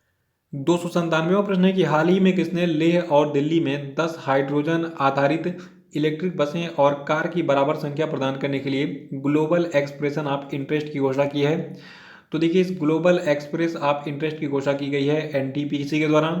और आपको बता दूं जो आपका ये एक्सप्रेशन ऑफ इंटरेस्ट है ये NTPC की पूर्ण स्वामित्व वाली सहायक कंपनी NTPC विद्युत व्यापार निगम लिमिटेड के द्वारा जो है जारी किया गया है। और देखिए इस पहल की जो शुरुआत है ये नवीन और नवीकरणीय ऊर्जा मंत्रालय के सहयोग से जो है किया गया है। 298वां प्रश्न है कि हाल ही में किस देश ने कोरोना वायरस के चलते पिच ब्लैक 2020 युद्ध अभ्यास को रद्द कर दिया? तो देखिए आपका पिच ब्लैक युद्ध अभ्यास है ये ऑस्ट्रेलिया का ये युद्ध अभ्यास था जिसको कोरोना वायरस के कारण जो है रद्द कर दिया गया है। और पिच ब्लैक क्या है, देखिए पिच ब्लैक जो है ये ऑस्ट्रेलिया का एक द्विवार्षिक अभ्यास है। और देखिए इसका जो अंतिम संस्करण है ये इससे पहले 2018 में आयोजित किया गया था और फिर 2 साल बाद इसको 2020 में आयोजित होने वाला था, लेकिन ये अब कैंसिल हो गया है। अब इसका जो अगला संस्करण है ये 2022 के लिए निर्धारित किया गया, ठीक है। 2022 में पिच ब्लैक आयोजित किया जाएगा। 299वां प्रश्न है कि हाल ही में किस देश ने बांग्लादेश को कोरोना वायरस महामारी से निपटने में मदद करते हुए मलेरिया रोधी हाइड्रोक्सी क्लोरोक्विन की 1 लाख गोलियां और 50,000 सर्जिकल दस्ताने दिए हैं? तो देखिए ये देश अपना भारत है। भारत ने बांग्लादेश को दिए हैं 1 लाख हाइड्रोक्सी क्लोरोक्विन की गोलियां और 50,000 सर्जिकल दस्ताने। देखिए वर्तमान में जो बांग्लादेश है, ठीक है, तो वहाँ पे रीवा गांगुली हैं भारत की उच्चायुक्त और इन्होंने ये जो है गिफ्ट किया है बांग्लादेश की सरकार को। 300वां प्रश्न है कि हाल ही में इंडिया रेटिंग्स एंड रिसर्च ने अपने 2020-21 के आर्थिक विकास के अनुमान को 3.6% से घटाकर कितने फीसदी कर दिया है? तो देखिए इंडिया रेटिंग्स ने 2020-21 के आर्थिक विकास दर के अनुमान को 3.6% से घटाकर कर दिया है 1.9%। और 301वां प्रश्न है कि अभी हाल ही में किस राज्य सरकार ने यह घोषणा की है कि कोविड-19 से मौत होने पर पत्रकार के परिवारों को 15 लाख रुपए की आर्थिक सहायता दी जाएगी। तो देखिए ये घोषणा की है ओडिशा की सरकार ने। और ओडिशा के मुख्यमंत्री कौन है वर्तमान में, देखिए इनका नाम है नवीन पटनायक। ओडिशा की कैपिटल भुवनेश्वर है। गवर्नर यहाँ के गणेशी लाल है। पॉपुलेशन है 4.6 करोड़। 302वां प्रश्न है कि हाल ही में पाकिस्तान क्रिकेट बोर्ड ने पाकिस्तानी खिलाड़ी उमर अकमल के क्रिकेट के सभी प्रारूपों में खेलने पर कितने साल का प्रतिबंध लगा दिया है। तो देखिए उमर अकमल पर जो है टोटल 3 सालों का प्रतिबंध लगाया गया है। और पाकिस्तान क्रिकेट बोर्ड ने यह प्रतिबंध इन पर जो है लगाया है भ्रष्टाचार के आरोप के चलते। 303वां प्रश्न है कि किस भारतीय धाविका पर एथलेटिक्स इंटीग्रिटी यूनिट द्वारा साल 2018 के डोपिंग मामले में प्रतिबंधित पदार्थों के सेवन करने के कारण जो है 4 साल का प्रतिबंध लगा दिया गया है। तो देखिए इनका नाम है झूमा खातून। इन पर 4 सालों का प्रतिबंध लगा है। देखिए जो आपकी झूमा है इन पर यह प्रतिबंध डिहाइड्रोक्लोरोमेथाइल टेस्टोस्टेरोन के सेवन के कारण जो है लगाया गया है। 304वां प्रश्न है कि हाल ही में असम के मुख्यमंत्री सर्बानंद सोनोवाल ने कोरोना वायरस महामारी को कवर कर रहे पत्रकारों को कितने लाख रुपए का जीवन बीमा करने का घोषणा किया है। तो देखिए जो आपके असम के मुख्यमंत्री हैं सर्बानंद सोनोवाल, ठीक है, तो इन्होंने कहा कि असम में जितने भी पत्रकार हैं, ठीक है, उनको 50 लाख रुपए का बीमा कवर दिया जाएगा अगर उनके साथ कोई भी जो है दुखद समाचार घटता है कोरोना वायरस के कारण। और असम के मुख्यमंत्री देखिए सर्बानंद सोनोवाल हैं। पॉपुलेशन असम की 3.09 करोड़। गवर्नर यहाँ के हैं जगदीश मुखी जी। और 305वां प्रश्न है कि हाल ही में किसे अमेरिका के राष्ट्रपति डोनाल्ड ट्रंप के द्वारा आर्थिक सहयोग और विकास संगठन में अमेरिका का अगला दूत अपॉइंट किया गया है। तो देखिए इनका नाम है मनीषा सिंह, ठीक। और जो आपकी मनीषा सिंह है ये वरिष्ठ भारतीय अमेरिकी राजनयिक है अमेरिका की। और ये जो है अभी अमेरिका के विदेश विभाग में सहायक मंत्री के रूप में कार्य कर रही हैं। और जो आपका ये आर्थिक सहयोग और विकास संगठन है जहाँ पर इनको अपॉइंट किया गया, ये क्या चीज़ है, देखिए जो आपका आर्थिक सहयोग और विकास संगठन है इसका मुख्यालय फ्रांस के पेरिस में है। और इसमें 36 देश शामिल हैं। और जो आपका ये OEDC है यानी कि organisation for economic cooperation and development है, यानी कि आर्थिक सहयोग और विकास संगठन है। तो देखिए ये जो है आर्थिक प्रगति और विश्व व्यापार को आगे बढ़ाने के लिए जो है काम करता है। 306वां प्रश्न है कि अंतर्राष्ट्रीय नृत्य दिवस है ये किस तिथि को मनाया जाता है। तो देखिए अंतर्राष्ट्रीय नृत्य दिवस को हर साल 29 अप्रैल को मनाया जाता है। और देखिए ये दिवस जो है ये हर साल 29 अप्रैल को आधुनिक बैले के जनक कहे जाने वाले जीन जॉर्जेस नोवर की जयंती की याद में मनाया जाता है। और जो आपका ये अंतर्राष्ट्रीय नृत्य दिवस है तो देखिए इसकी शुरुआत 29 अप्रैल 1982 को हुई थी। और देखिए जो आपका यूनेस्को है इसके अंतर्राष्ट्रीय थिएटर इंस्टीट्यूट की अंतर्राष्ट्रीय डांस कमेटी ने 29 अप्रैल को जो है नृत्य दिवस के रूप में स्थापित किया था। 307वां प्रश्न है कि हाल ही में बॉलीवुड अभिनेता इरफान खान का निधन हो गया। ये जो है किस बीमारी से पीड़ित थे। तो देखिए इरफान खान जो है ये न्यूरो एंडोक्राइन ट्यूमर से पीड़ित हैं और इनका भी हाल ही में निधन हो गया है। देखिए साल 2018 में इरफान खान को पता चला था कि इनको न्यूरो एंडोक्राइन ट्यूमर है। और फिर ये इन्होंने अपना इलाज भी कराया था लेकिन ये ठीक नहीं हो सके पूरी तरीके से, ठीक है। देखिए जो कि बॉलीवुड अभिनेता इरफान खान, इनका जन्म हुआ था राजस्थान के जयपुर में 7 जनवरी 1967 को। और इनकी मृत्यु 29 अप्रैल 2020 को ही है मुंबई में। 308वां प्रश्न है कि किस राज्य ने जगन्ना विद्या दिवेना योजना शुरू की है। तो देखिए जो आपकी जगन्ना विद्या दिवेना योजना है इसको आंध्र प्रदेश में शुरू किया गया है। और अभी हाल ही में आंध्र प्रदेश के जो मुख्यमंत्री हैं YS जगनमोहन रेड्डी, इन्होंने इस योजना का शुभारंभ किया। और देखिए इस जगन्ना विद्या दिवेना योजना की खास बात क्या है, देखिए इस योजना के तहत आगामी शैक्षणिक सत्र 2020-21 में शुल्क प्रतिपूर्ति महाविद्यालयों के खाते को जो है अब जो वहाँ के स्टूडेंट होंगे उनके अभिभावकों के खाते में जो है डाली जाएगी। और देखिए जो आपका जगन्ना विद्या दिवेना योजना है इसके माध्यम से जो योग्य उम्मीदवार होंगे उनको 15,000 रुपये से 20,000 रुपये तक की जो है धनराशि प्रदान की जाएगी शुल्क प्रतिपूर्ति के रूप में। 309वां प्रश्न है कि हाल ही में किस देश के सदर्न ट्रांजिशनल काउंसिल अलगाववादी समूह ने यह घोषणा की है कि ये जो है अपने नियंत्रण वाले क्षेत्रों में स्व शासन स्थापित करेगा। तो देखिए ये देश आपका यमन है। और जो आपका ये सदर्न ट्रांजिशनल काउंसिल है देखिए ये जो है सऊदी अरब के नेतृत्व वाले गठबंधन के प्रमुख समूहों में से एक है जो कि हूती विद्रोहियों के खिलाफ जो है लड़ रहा है, कहाँ पे, यमन में। और देखिए यमन की बात करें तो देखिए यमन की कैपिटल है साना और यहाँ की करेंसी है यमनी रियाल। और 310वां प्रश्न है कि हाल ही में किस संस्था के वैज्ञानिकों ने बर्बेरिन से अल्जाइमर अवरोधक दवा विकसित किया है। तो देखिए इस संस्था का नाम है JNCASR। और JNCASR का पूरा नाम है Jawaharlal Nehru centre for advance scientific research, जो कि बेंगलुरु में स्थित है। और अल्जाइमर क्या है, देखिए अल्जाइमर जो है ये भूलने वाला एक रोग है, ठीक है। तो ये चीज़ याद रखिएगा। तो इसी के साथ यानी कि इस आखिरी प्रश्न के साथ ये वीडियो यहीं समाप्त होता है। आपको ये वीडियो कैसा लगा कमेंट बॉक्स में ज़रूर बताइए, और वीडियो को लाइक करके इसके लिंक को कॉपी करके इसको सभी जो है सोशल मीडिया साइट पे यानी कि फेसबुक हो गया, ट्विटर हो गया, फिर जहाँ भी आप शेयर करना चाहते हैं, व्हाट्सएप हो गया, टेलीग्राम हो गया, सभी जगहों पे इसको आप शेयर कर सकते हैं, ठीक है। तो ये काम कर दीजिएगा। तो इसी के साथ बहुत बहुत धन्यवाद। Thank you and have a nice day.